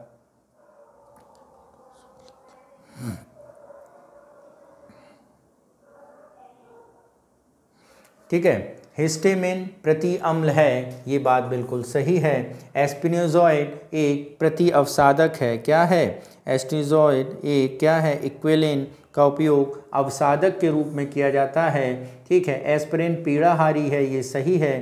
पेंसिलिन एक प्रतिजैविक है, ये सही है। यानी 2 और 4 सही सुमेलित नहीं हैं, 2 सही सुमेलित हैं, यानी बी ऑप्शन हमारा सही होगा। नेक्स्ट क्वेश्चन चलते हैं क्वेश्चन नंबर 43 पर। क्या कह रहा है 43, उसको समझते हैं। कृत्रिम मधुरक के संदर्भ में निम्नलिखित कथनों पर विचार कीजिए। सैकरिन गन्ने के शर्करा से लगभग 550 गुना अधिक मीठा होता है। एस्पार्टेम का उपयोग ठंडे खाद्य पदार्थों, शीतल पदार्थों में किया जाता है। कृत्रिम शर्करा उच्च कैलोरी सेवन बढ़ाती है। उपरोक्त में से कितने कथन सही हैं? तो यहाँ पर यदि हम बात करें कौन कौन से कथन सही हैं। सैकरिन गन्ने के शर्करा का लगभग 150 गुना है, ये बात बिल्कुल सही है। एस्पार्टिन का उपयोग ठंडे खाद्य पदार्थों, शीतल पदार्थों के लिए होता है, ये भी बात सही है। कृत्रिम शर्करा उच्च कैलोरी का सेवन बढ़ाती है, ये बात गलत है। यानी यहाँ पर यदि हम बात करें तो कितने कथन सही हैं? 2 कथन सही हैं, यानी ऑप्शन बी हमारा सही होगा। नेक्स्ट चलते हैं क्वेश्चन नंबर 44 पर। क्या कह रहा है 44? संश्लेषित अपमार्जक दीर्घ श्रृंखला वाले वसा अम्ल के सोडियम या पोटेशियम होते हैं। तो यहाँ पर यदि हम बात करें संश्लेषक के बारे में, तो ये संश्लेषक जो हैं वो अपमार्जक दीर्घ श्रृंखला वाले एल्कोहलिक होते हैं, ठीक है, अथवा हाइड्रोकार्बन के सोडियम और किसके? वसा अम्लों के नहीं, हाइड्रोकार्बन के, किसके? हाइड्रोकार्बन के अम्ल होते हैं। यानी पहला स्टेटमेंट हमारा गलत हो जाएगा, ठीक है। क्या हो जाएगा? गलत हो जाएगा। साबुन सल्फोनेटेड दीर्घ श्रृंखला वाले एल्कोहल या हाइड्रोकार्बन के सोडियम अमोनियम लवण होते हैं। तो ये साबुन जो हैं वो हाइड्रोकार्बन के नहीं, वसा के सोडियम और अमोनियम लवण होते हैं। यानी दूसरा भी कथन हमारा गलत है, यानी डी ऑप्शन हमारा सही होगा। नेक्स्ट चलते हैं क्वेश्चन नंबर 45 पर। क्या कह रहा है? यातायात और भीड़भाड़ वाले स्थानों में परेशान करने वाली जो लाल धुंध जैसी इसी गैस के कारण है। गैस की उच्च सांद्रता पौधों की पत्तियों को नुकसान पहुंचाती है और प्रकाश संश्लेषण की दर को धीमा कर देती है। यह फुसफुस फेफड़ों में जलन पैदा करने वाला एक पदार्थ है जो बच्चों में तीव्र श्वसन रोगों का कारण बन सकता है। यह जीवित ऊतकों के लिए भी विषाक्त होता है। यह विभिन्न वस्त्र, रेशों और धातुओं के लिए भी हानिकारक है। निम्नलिखित में से किस प्रदूषक के गैस के प्रभाव का वर्णन किया जा रहा है? तो यहाँ पर बात करें, ये जो गैस है जिसका वर्णन किया जा रहा है वो है नाइट्रोजन डाइऑक्साइड, यानी N2O। कौन है मित्रों? NO2 है। नेक्स्ट चलते हैं क्वेश्चन नंबर 46 पर। क्या है इसमें? निम्नलिखित पर विचार कीजिए। धान के खेत, पराली दहन, कोयले की खान, जीवाश्म ईंधन, दीमक कितने सीधे मीथेन का उत्सर्जन में योगदान करते हैं? तो धान के खेत हों, पराली का दहन हो, कोयले की खान हो, जीवाश्म ईंधन हो या दीमक हो, ये पाँचों मीथेन के उत्सर्जन में योगदान देते हैं। नेक्स्ट चलते हैं क्वेश्चन नंबर 47 पर। देखते हैं 47 क्या कह रहा है और उसको सॉल्व करते हैं हम लोग। प्रकाश रासायनिक धूम्र कोहरे के संदर्भ में निम्नलिखित कथनों पर विचार कीजिए। प्रकाश रासायनिक धूम्र कोहरा शीत नम जलवायु में उत्पन्न होता है। ठीक है, प्रकाशित रासायनिक कोहरा शीत नम जलवायु में उत्पन्न होता है। प्रकाश रासायनिक धूम्र कोहरे में सामान्य घटक ओजोन, नाइट्रिक ऑक्साइड और पायरोक्सी एसिटिक नाइट्रेट यानी पेन हैं। तीसरा कथन क्या है? तीसरा कथन कह रहा है कि पाइनिस, जूनिपेरस, क्यूरेस्कस, पायरस और बिटिस नाइट्रोजन ऑक्साइड का उपाचयन कर सकते हैं और इसलिए उनका रोपण प्रकाश रासायनिक धूम्र कोहरे के मुद्दे को संबोधित करने में मदद कर सकता है। तो यहाँ पर यदि हम बात करें, धूम्र कोहरा शीत नम जलवायु में नहीं बल्कि उष्ण, किसमें? उष्ण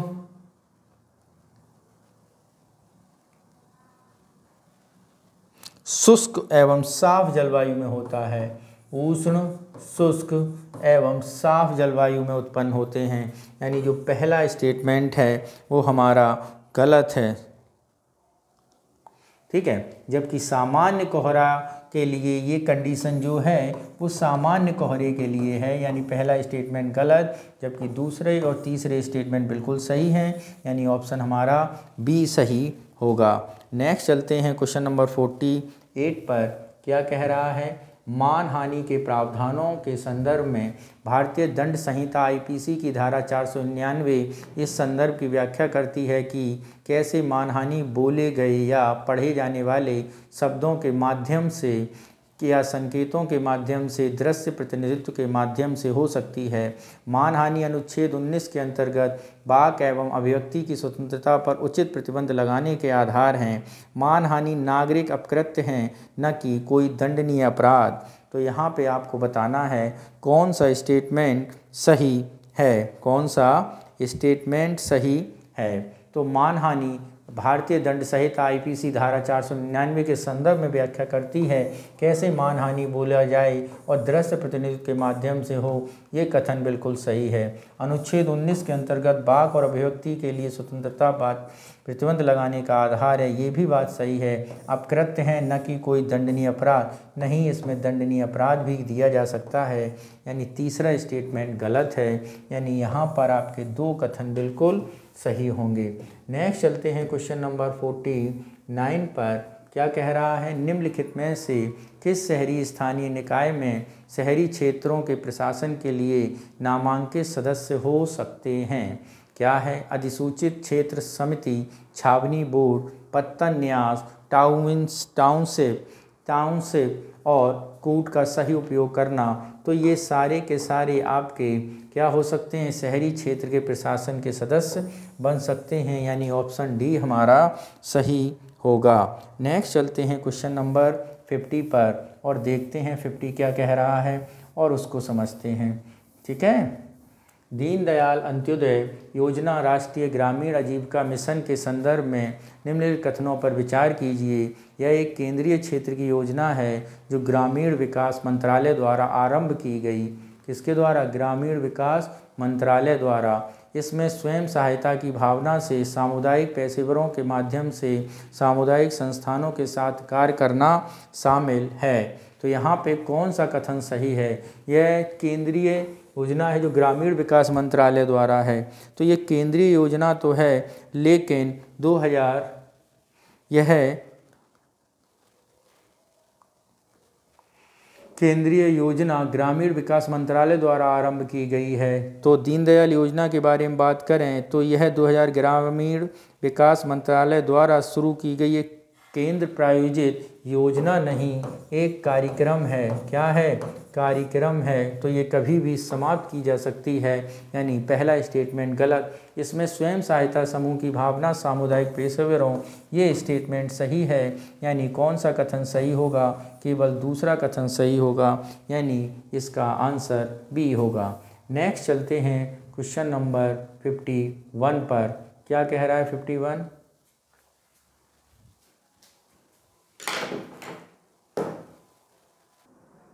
नेक्स्ट क्वेश्चन है क्वेश्चन नंबर 51। क्या है? अनुच्छेद 22 के अंतर्गत निवारक निरोध के संदर्भ में निम्नलिखित कथनों पर विचार कीजिए। निवारक हिरासत से सुरक्षा केवल नागरिकों को उपलब्ध है, विदेशियों को नहीं, पहला स्टेटमेंट है। दूसरा है, निवारक निरोध विधि के अंतर्गत किसी व्यक्ति की हिरासत किसी भी परिस्थिति में 3 माह से अधिक नहीं हो सकती। ओके। थर्ड, राज्य विधायिका के पास अधिकतम अवधि निर्धारित करने का अधिकार है। इसके लिए किसी व्यक्ति को निवारक निरोध विधि के अंतर्गत हिरासत में रखा जा सकता है। कितने कथन सही हैं? अगर हम निवारक निरोध के बारे में बात करें तो किसी व्यक्ति को न्यायालय द्वारा मुकदमा चलाए बिना दोष सिद्ध करने किए बिना क्या करना है? बिना निरुद्ध करना है। इसका उद्देश्य व्यक्ति के पूर्व अपराध के लिए दंडित करना नहीं, बल्कि निकट भविष्य में अपराध से रोकना है। ठीक है। जबकि यह है केवल नागरिकों को उपलब्ध है, विदेशियों को सुरक्षा केवल नागरिकों को उपलब्ध है, विदेशियों को नहीं। नहीं, ऐसा कोई बात नहीं है।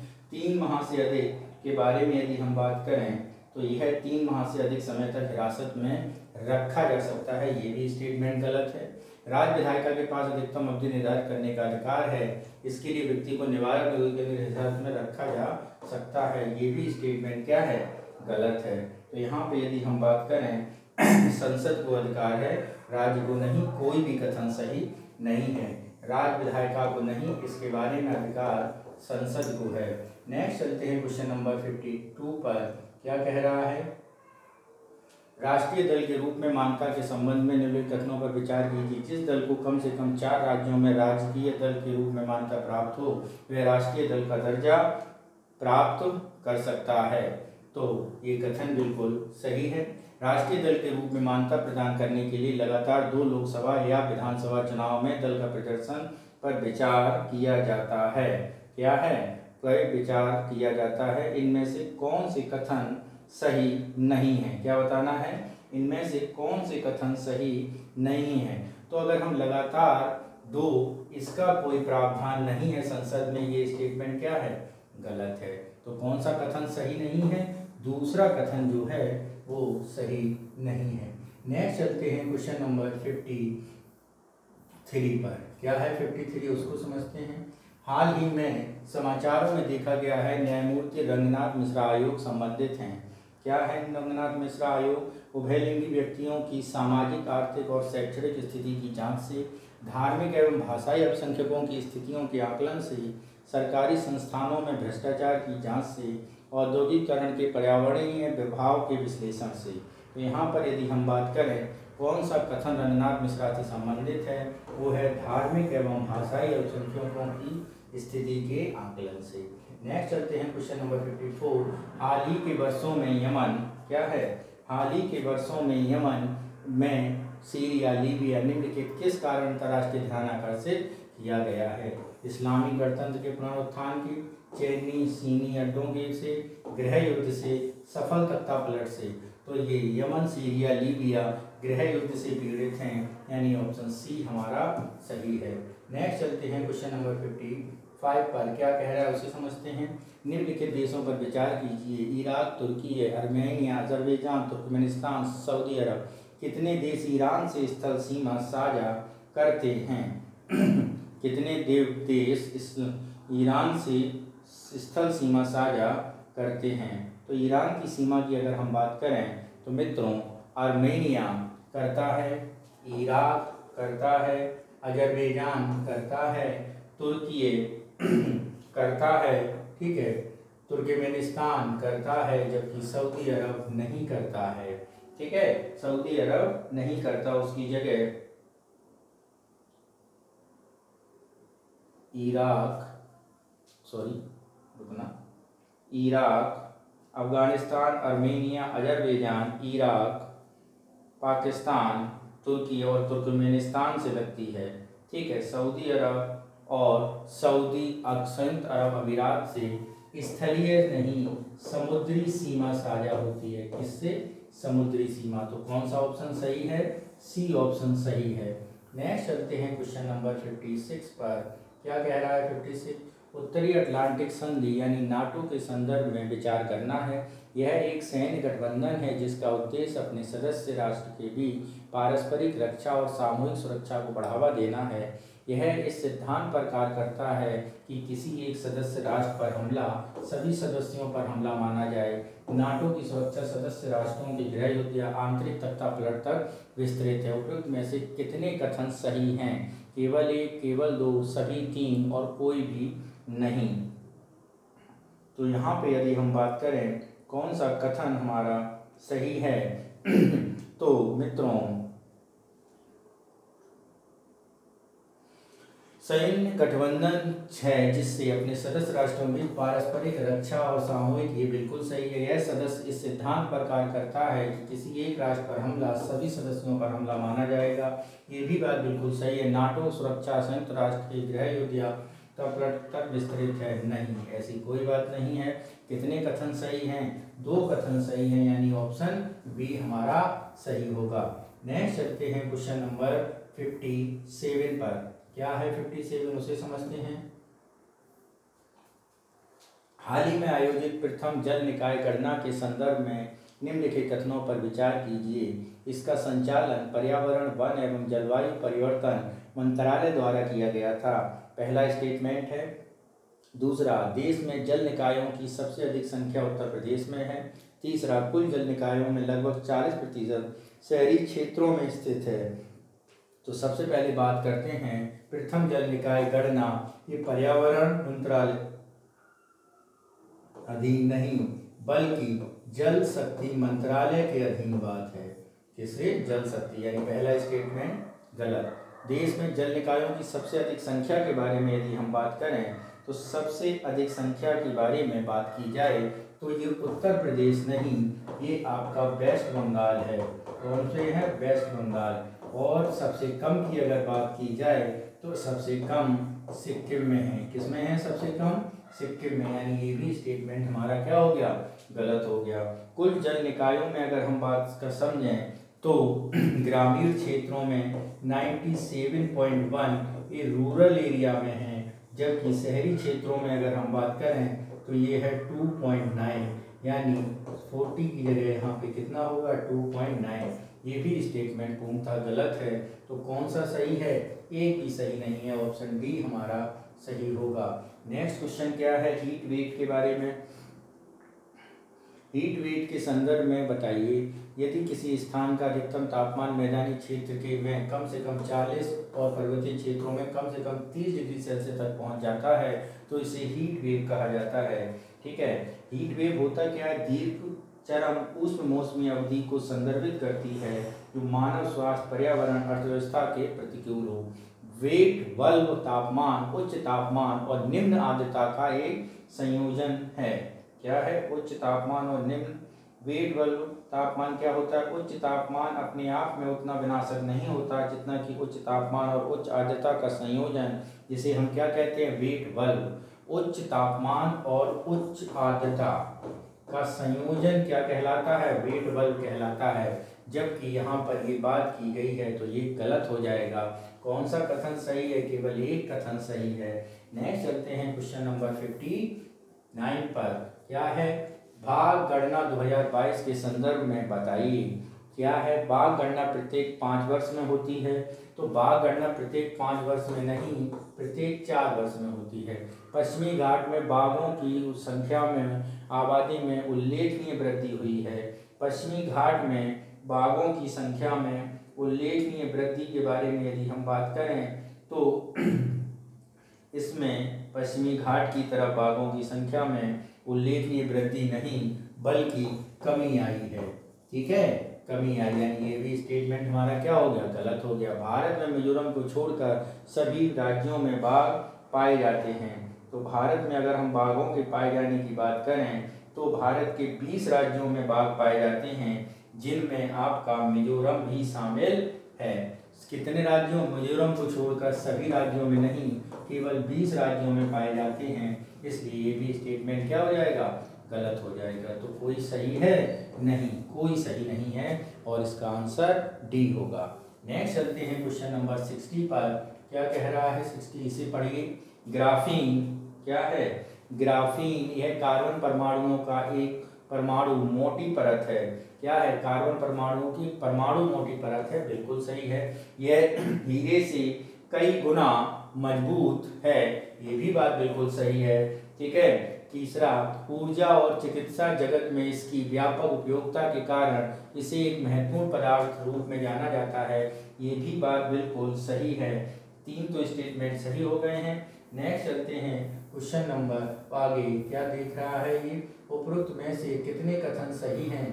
तीनों कथन सही हैं, यानी ऑप्शन सी हमारा सही हो जाएगा। नेक्स्ट चलते हैं क्वेश्चन नंबर 61। निम्नलिखित युग्मों पर विचार कीजिए। एक तरफ चित्रकला है, दूसरी तरफ उनके प्रदेश के बारे में बात की गई है। तो ये चित्रकला जो बसोहली चित्रकला है वो कहाँ का है? वो उत्तर प्रदेश का नहीं, J&K का है, जिसे GI टैग भी दिया गया है। GI टैग भी इसे दिया गया है। ठीक है। गौंड चित्रकला के बारे में बात करें तो गौंड चित्रकला सिक्किम मध्य प्रदेश में है, ये बात बिल्कुल सही है।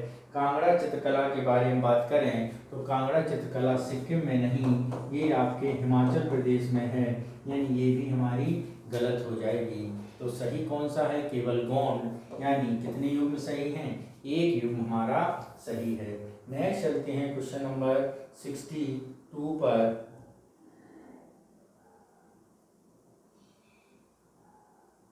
क्या है? बढ़ते वाष्पीकरण जलवायु परिवर्तन के कारण पृथ्वी जल विज्ञान चक्र में निम्नलिखित में से कौन सर्वाधिक संभावित प्रभाव हो सकता है? ए, वाष्पीकरण क्या है? वृद्धि से मीठे जल में के संसाधनों में अधिकता हो जाती है, जिससे जल के कमी क्षेत्रों को लाभ होता है। ओके। उच्च वाष्पीकरण की दर सूखे की तीव्रता और मीठे जल की उपलब्धता को कम करने का योगदान करता है। ओके, ये सही लग रहा है। जलवायु परिवर्तन वाष्पीकरण की दर मीठे जल की उपलब्धता और महत्वपूर्ण हित नहीं करता, नहीं, ये गलत है। वाष्पीकरण में वृद्धि मुख्य रूप से तटीय क्षेत्रों में प्रभावित करती है, अंतर्देशीय जल स्रोतों में इसका न्यूनतम प्रभाव, ये भी बात गलत है, यानी आंसर आपका कौन सा होना चाहिए? बी आंसर आपका होना चाहिए। नेक्स्ट चलते हैं क्वेश्चन नंबर 63। पशुधन के मलमूत्र, सब्जियों के अपशिष्ट जैसे कृषि अपशिष्ट पदार्थों के विकलन से खाद तैयार की जाती है। केंचुआ खाद वर्मी कंपोस्ट, पटसन, मूंग या ग्वार लगाकर इन्हें मृदा के मिश्रित कर तैयार किया जाता है।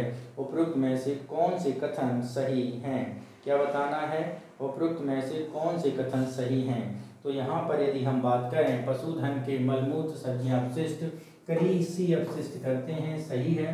केंचुआ खाद का पटसन, मूंग, ग्वार उगाकर उन्हें मृदा में मिश्रित कर दिया जाता है। तो हरी खाद के फसल उगाने के लिए खेतों में पटसन, मूंग और ग्वार आदि उगा देते हैं, जबकि केंचुआ के बारे में ऐसी कोई बात नहीं है। कौन सा कथन सही है? केवल एक कथन हमारा सही होगा। नेक्स्ट चलते हैं क्वेश्चन नंबर 64 पर। क्या कह रहा है 64? उसे समझते हैं। Question number 64। गुरुत्वाकर्षण की तरंगों के संदर्भ में निम्नलिखित कथनों पर विचार कीजिए। यह दिक्काल स्पेस टाइम में तरंग क्या है? स्पेस टाइम की तरंगें हैं। सबसे दुर्बल तरंगें ब्लैक होल के टकराने से उत्पन्न होती हैं। तो यदि हम बात करें ब्रह्मांड की शक्तिशाली और ऊर्जावान प्रक्रिया के कारण स्पेस टाइम में तरंगों की उत्पत्ति हुई, ये बात बिल्कुल सही है। अगर हम सबसे प्रबल तरंगों की बात करें तो सबसे प्रबल गुरुत्वाकर्षण तरंगें ब्लैक होल के टकराने से नहीं, होल सुपरनोवा के जीवन काल का अंत में बड़े पैमाने में विस्फोट के टकराने से होती हैं। न्यूट्रॉन तारों जैसी प्रलयकारी घटनाओं से उत्पन्न होती हैं, ब्लैक होल से नहीं, न्यूट्रॉनों तारों से होती हैं। ठीक है, न्यूट्रॉनों, यानी दूसरा स्टेटमेंट गलत है, केवल एक सही है, यानी ऑप्शन ए हमारा सही होगा। नेक्स्ट चलते हैं क्वेश्चन नंबर 65। जहाजों और पनडुब्बियों की अभिकल्पना लैक्टोमीटर, ओडोमीटर, थर्मामीटर कौन आर्किमिडीज के सिद्धांत का अनुप्रयोग है। जहाजों की पनडुब्बियों की अभिकल्पना ये आर्किमिडीज के सिद्धांत से रिलेटेड है। ठीक है इससे है आर्किमिडीज के सिद्धांत से रिलेटेड। लैक्टोमीटर ये आर्किमिडीज के सिद्धांत से रिलेटेड है। ओडोमीटर, थर्मामीटर तरल पदार्थों के उपयोग के लिए किया जाता है। ठीक है ओडोमीटर, ठीक है थर्मामीटर में इसका प्रयोग नहीं और ओडोमीटर में इसका प्रयोग नहीं है। ठीक है तो ये कौन से मिलते हैं, केवल दो मिलते हैं। आर्किमिडीज का सिद्धांत यही है कि यदि कोई वस्तु या जिसे तरल अवस्था में पूर्ण या आंशिक रूप से डुबोया जाता है तो उसमें ऊपर की दिशा में एक बल अनुभव होता है। इस बल को उत्प्लवन बल कहते हैं। इसी पर आर्किमिडीज का सिद्धांत कार्य करता है। ठीक है नेक्स्ट चलते हैं क्वेश्चन नंबर 66। वृक्क की पथरी को तोड़ना, भ्रूण की जांच करना, ठीक है पुलों की दरारों का पता लगाना, प्रगलन प्रक्रिया, यह पैरासोनिक तकनीक का अनुप्रयोग कहाँ पर होता है। तो पैरासोनिक तकनीक का प्रयोग के बारे में यदि हम बात करें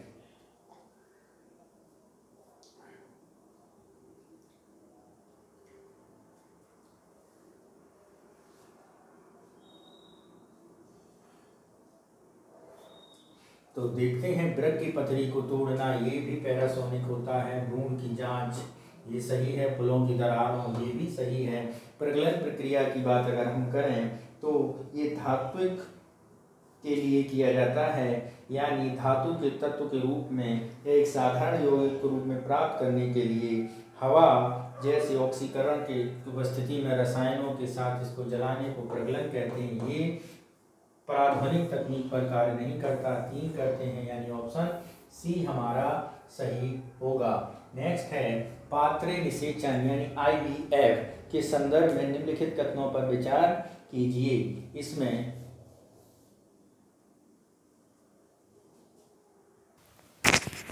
ठीक है इसमें नर और मादा युग्मकों को एकत्रित करके प्रयोगशाला में अनुरूपिक परिस्थितियों में युग्मनज बनने के लिए प्रेरित किया जाता है। ओके ये बात बिल्कुल सही है।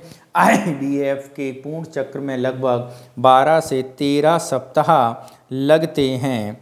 ठीक है क्या 12 से 13 सप्ताह लगते हैं। इसमें अगर हम बात करें तो ये प्रक्रिया 12 से 13 नहीं बल्कि 2 से 3 सप्ताह के भीतर हो जाती है। ये क्वेश्चन 2 ऑप्शन गलत होगा, एक स्टेटमेंट सही होगा। यानी कौन सा कथन सही है, पहला कथन हमारा सही होगा। नेक्स्ट चलते हैं क्वेश्चन नंबर 68 पर और देखते हैं 68 क्या कह रहा है। निम्नलिखित कथनों पर विचार करिए। हीमोफीलिया एक वंशानुगत रक्त विकार है जिसमें रक्त स्कंदन के लिए जिम्मेदार कारकों का अभाव होता है। इससे रक्तस्राव लंबे समय तक होता है। थैलीसीमिया एक वंशानुगत स्थिति है जो सामान्य चंद्राकार लाल रुधिर कणिकाओं की उपस्थिति के कारण उत्पन्न होती है। तो हीमोफीलिया में अगर हम बात करें ये एक लिंग संलग्न रोग है जिसकी वाहक नारी होती है। इस रोग में रक्त का स्कंदन एकल प्रोटीन प्रभावित होता है और श्रृंखला अंश मात्र से कारण आहत व्यक्ति के शरीर में एक छोटी सी चोट में भी थक्का नहीं जमता। ये बात बिल्कुल सही है। थैलीसीमिया के बारे में यदि हम बात करें तो थैलीसीमिया विकार दत्र कोशिका रक्त स्कंदन रोग से भिन्न है। इससे पहले वाला रोग परिमाणात्मक समस्या है और जिसे ग्लोबिन अणु अत्यंत संश्लेषित होते हैं, दूसरा विकृत रूप में होती है। यानी दूसरा स्टेटमेंट हमारा क्या होगा, गलत होगा। कौन सा कथन सही है, केवल एक कथन हमारा सही होगा। नेक्स्ट चलते हैं क्वेश्चन नंबर 69। निम्नलिखित कथनों पर विचार कीजिए। ओपियाइड्स औषधियों का एक वर्ग है। इसका उपयोग आमतौर पर दर्द निवारक के लिए किया जाता है। ये बात बिल्कुल सही है। स्वाभाविक रूप से मानव शरीर में कार्बोनेट्स का संश्लेषित नहीं करता। मानव शरीर स्वाभाविक रूप से कैनेनबिनाइड्स का संश्लेषण कर सकता है। ये बात गलत है। यानी कौन सा कथन सही है, एक हमारा सही होगा। नेक्स्ट चलते हैं क्वेश्चन नंबर 70। जैव नियंत्रण कारकों के संदर्भ में निम्नलिखित कथनों पर विचार कीजिए। ये प्राकृतिक जीव हैं जो पौधों के रोगजनकों को नियंत्रित करते हैं। ये विषाक्त रसायनों पर निर्भरता को कम करते हैं। बी थोरिजीनियम जैव नियंत्रण का उदाहरण है। उपरोक्त में से कितने कथन सही हैं? तो जैव नियंत्रण कारकों के संदर्भ में ये मित्रों तीनों कथन क्या हैं? बिल्कुल सही हैं, यानी ऑप्शन सी हमारा सही होगा। नेक्स्ट चलते हैं क्वेश्चन नंबर 71। निम्नलिखित कथनों पर विचार कीजिए। डीएनए एक जलरोधी अणु है।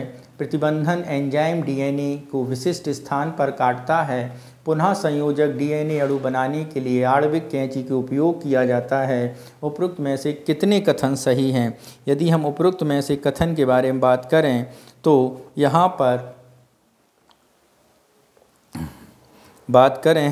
यहाँ पर मित्रों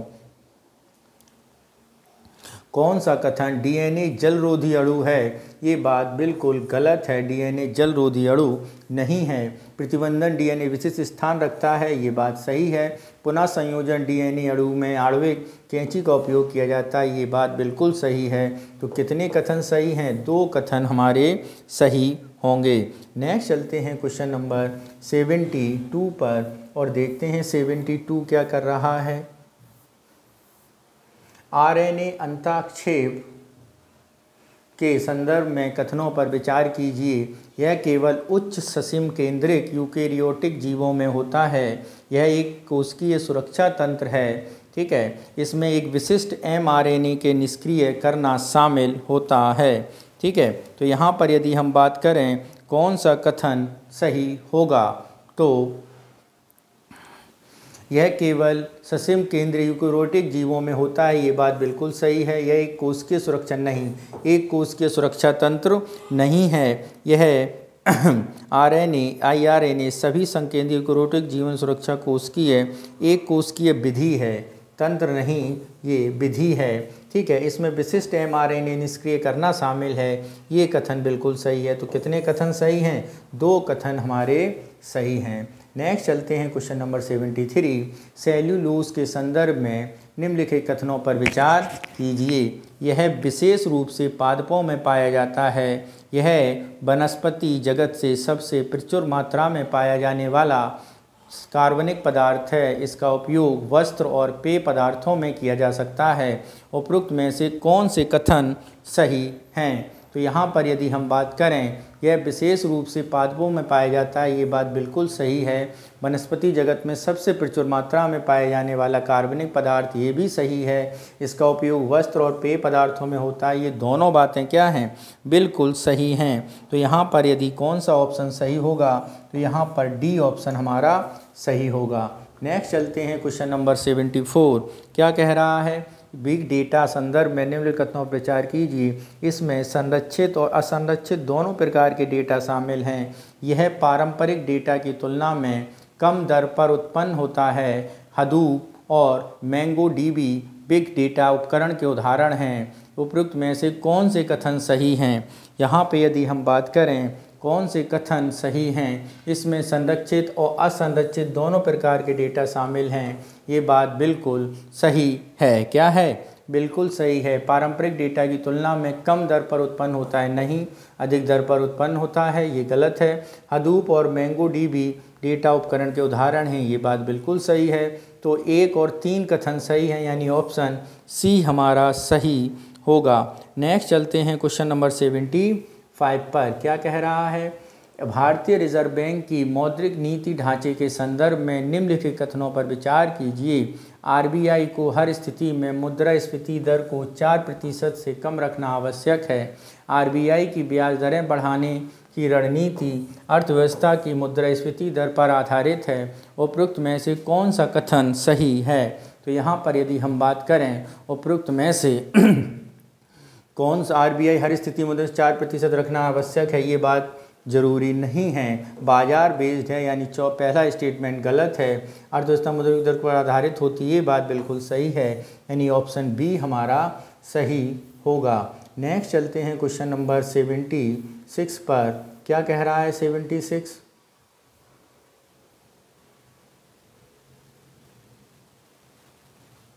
infrastructure investment INVSTITS real estate investment trust के संदर्भ में निम्नलिखित कथनों पर विचार कीजिए। करिए विचार और बताइए भाई। इंफ्रास्ट्रक्चर इन्वेस्टमेंट बुनियादी ढांचा पर निवेश केंद्रित है, बिल्कुल सही है। Real investment instrument mutual fund की तरह ही संरक्षित किया जाता है, ये भी बात सही है। विपरीत RETS स्टॉक एक्सचेंजों पर सूचीबद्ध नहीं है, ये बात गलत है, ये सूचीबद्ध किया गया है। ठीक है, सांची। तो कौन सा कथन सही है, पहला और दूसरा, यानी ऑप्शन बी हमारा सही होगा। नेक्स्ट चलते हैं क्वेश्चन नंबर 77। भारत में खनन नियमों के संदर्भ में निम्नलिखित कथनों पर विचार कीजिए।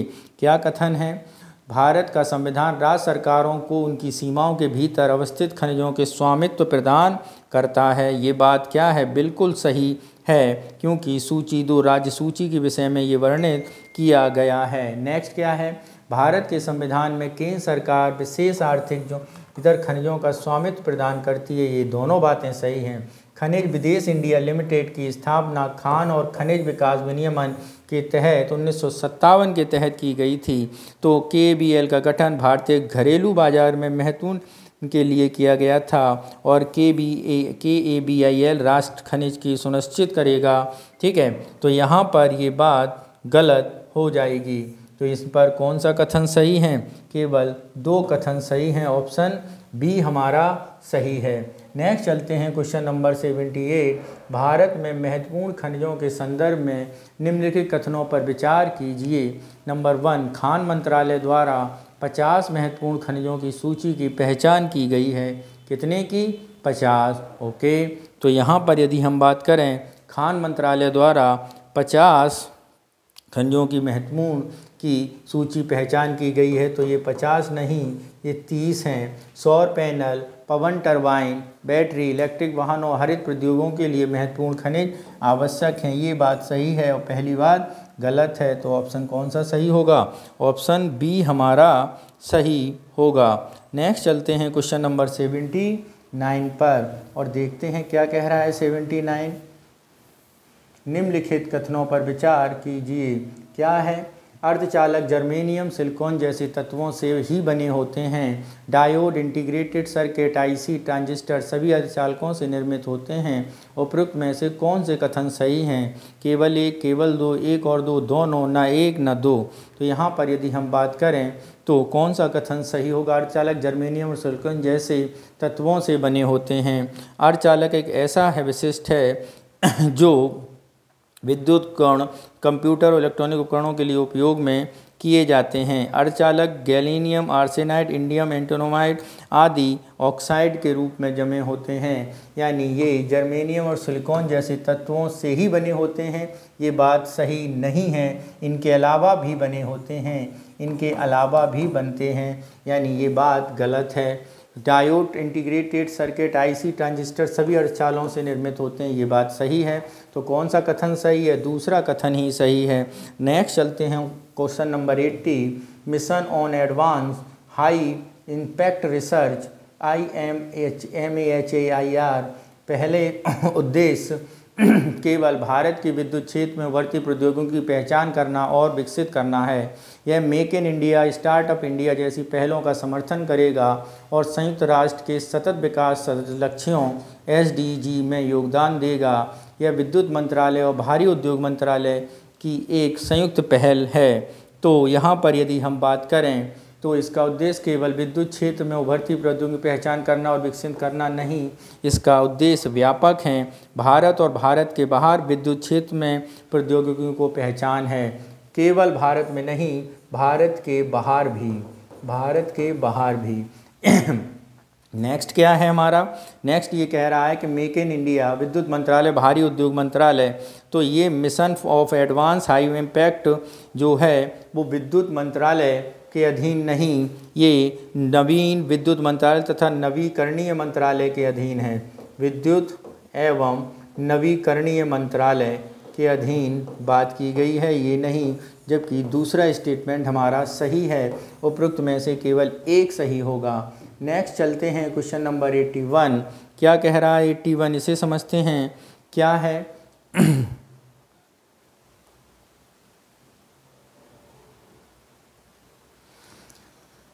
स्वचालित ट्रेन सुरक्षा एटीपी प्रणाली कवच के संदर्भ में निम्नलिखित कथनों पर विचार कीजिए। एटीपी प्रणाली कवच के संबंधित है, तो यहाँ पर यदि हम बात करें कि एटीपी प्रणाली कवच जो है वो भारतीय उद्योग सहयोग से अनुसंधान अभिकल्प मानक संगठन RDSO के द्वारा बनाया गया है, इजराइल के द्वारा नहीं, यानी पहला स्टेटमेंट गलत। इसमें दुर्घटना की त्रुटि की संभावना नगण्य है, ये बात बिल्कुल सही है। कोहरे की स्थिति में जब दृश्यता नहीं होती है तो यह पूरी तरह काम करता है, ये भी बात बिल्कुल सही है।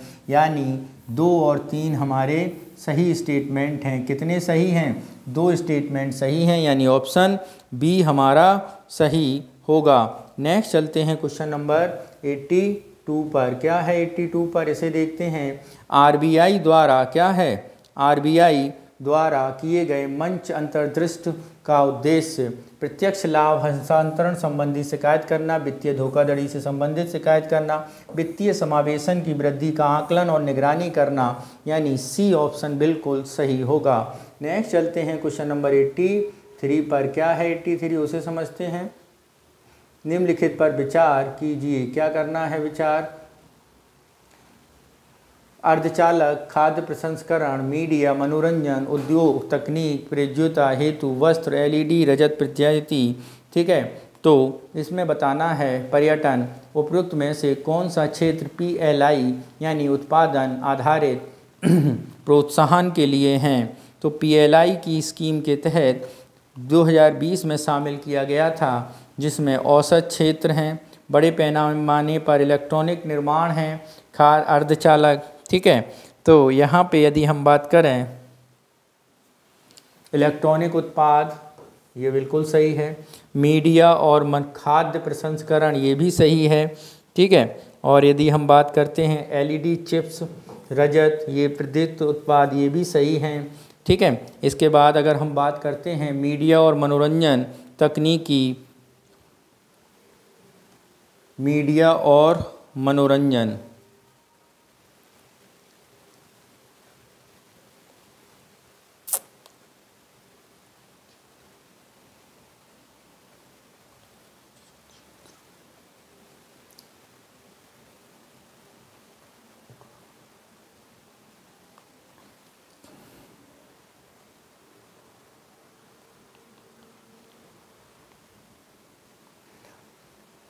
तकनीकी प्रयोज्यता हेतु वस्त्र, ये 4 उपयुक्त हैं। कितने? PLI के अंतर्गत, यानी कितने हैं? केवल 4। मीडिया और पर्यटन इसके अंतर्गत नहीं आएंगे। ठीक है, नेक्स्ट चलते हैं क्वेश्चन नंबर 84 पर। क्या कह रहा है? चींटी के डंक में क्या है, सिरके में क्या है, इमली में क्या है, और इसके बारे में बताना है कौन सा सही है। तो यदि हम बात करें चींटी के डंक में कौन सा अम्ल होता है, तो मित्रों चींटी के डंक संतरे, नींबू का रस।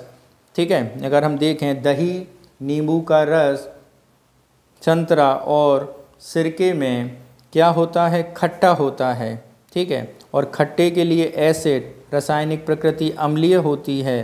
ठीक है, और अम्ल नीले लिटमस को लाल कर देते हैं।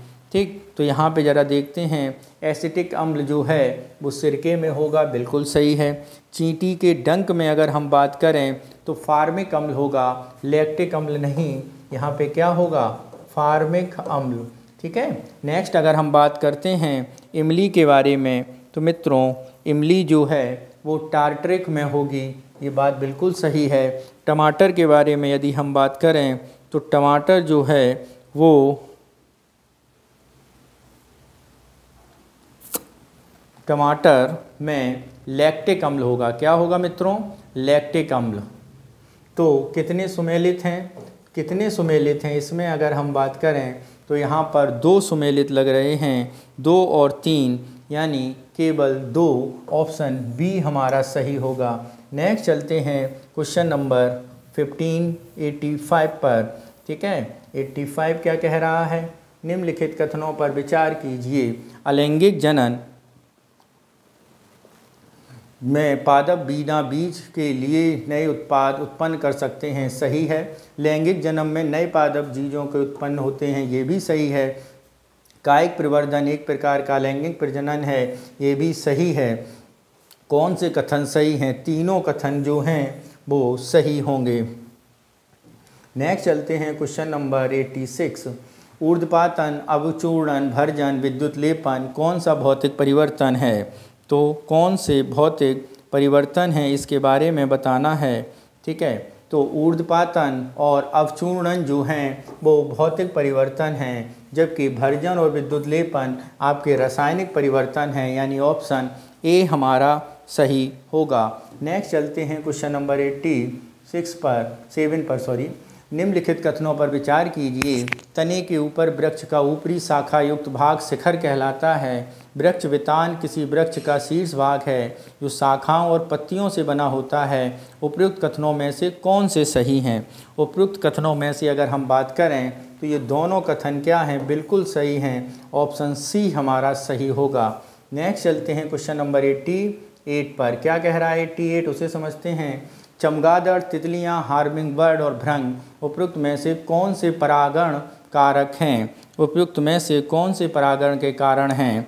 तो यहाँ पे अगर हम बात करते हैं 88 उपयुक्त में से कौन से परागण के कारक हैं, तो चमगादड़ भी है, तितलियां भी हैं, हार्मिंग बर्ड हैं और भृंग हैं, ये सारे परागण के कारण हैं, यानी ऑप्शन डी हमारा सही होगा। नेक्स्ट चलते हैं क्वेश्चन नंबर 89 पर। क्या कह रहा है 89? उसे समझते हैं। वे पदार्थ जो स्वयं से ऊष्मा को आसानी से प्रवाहित होने देते हैं ऊष्मा का चालक कहलाते हैं। तो ये बात क्या है? सही है या नहीं? ये बात बिल्कुल सही है। ऊष्मा का चालन इन्हीं पदार्थों से होता है। नेक्स्ट क्या कह रहा है? वे पदार्थ जो स्वयं से ऊष्मा को आसानी से प्रभावित नहीं होने देते ऊष्मा के कुचालक कहलाते हैं। ये भी बात बिल्कुल सही है। ठीक है, नेक्स्ट क्या कह रहा है? थर्ड स्टेटमेंट देखते हैं। क्या कह रहा है हमसे? गहरे रंग की वस्तुएं हल्के रंग की वस्तुओं की अपेक्षा उसमें विकिरण को कम अवशोषित करती हैं। नहीं, गहरे रंग की वस्तुएं हल्के रंग की वस्तुओं की अपेक्षा अधिक अवशोषित करती हैं, ये गलत है। यानी कितने स्टेटमेंट सही हैं? केवल 1 और 2 सही है, यानी बी ए ऑप्शन सही होगा। क्या होगा? ए ऑप्शन सही होगा। नेक्स्ट चलते हैं क्वेश्चन नंबर 90। क्या कह रहा है इसे समझते हैं। Question number 90। ऊतक कोशिकाओं का एक समूह है जो किसी में जीव में विशेष कार्य को संपादित करता है।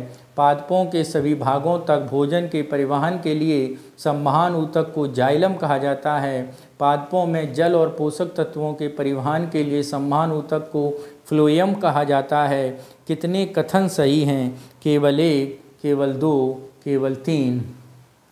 ऊतक कोशिकाओं के एक समूह जो किसी जीव में विशेष कार्य को संपादित करते हैं, ये बात बिल्कुल सही है।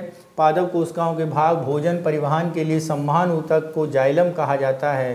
पादपों में सभी भागों तक भोजन संवहन करने का जाइलम नहीं करता। जल और पोषक तत्वों के परिवहन के फ्लोअम, इसे फ्लोएम कहते हैं और इसे जाइलम कहते हैं, यानी 2 और 3 गलत हैं। केवल 1 सही है। ऑप्शन ए हमारा सही होगा। 91 पर देखते हैं। क्या कह रहा है? निम्नलिखित कथनों पर विचार कीजिए। यकृत शरीर की सबसे बड़ी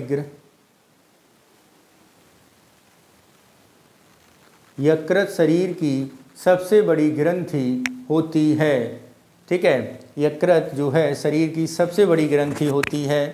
ठीक है, यकृत में स्रावित पित्त रस वसा के पाचन में महत्वपूर्ण भूमिका निभाता है। कितने कथन सही हैं इसमें मित्रों? ये दोनों कथन क्या हैं? बिल्कुल सही हैं, यानी ऑप्शन सी हमारा सही होगा। नेक्स्ट क्या है? नेक्स्ट हमारा क्वेश्चन नंबर 92 है। क्या कह रहा है उसे समझिए। अधिकांश अकशेरुकीय जीवों में ऊर्जा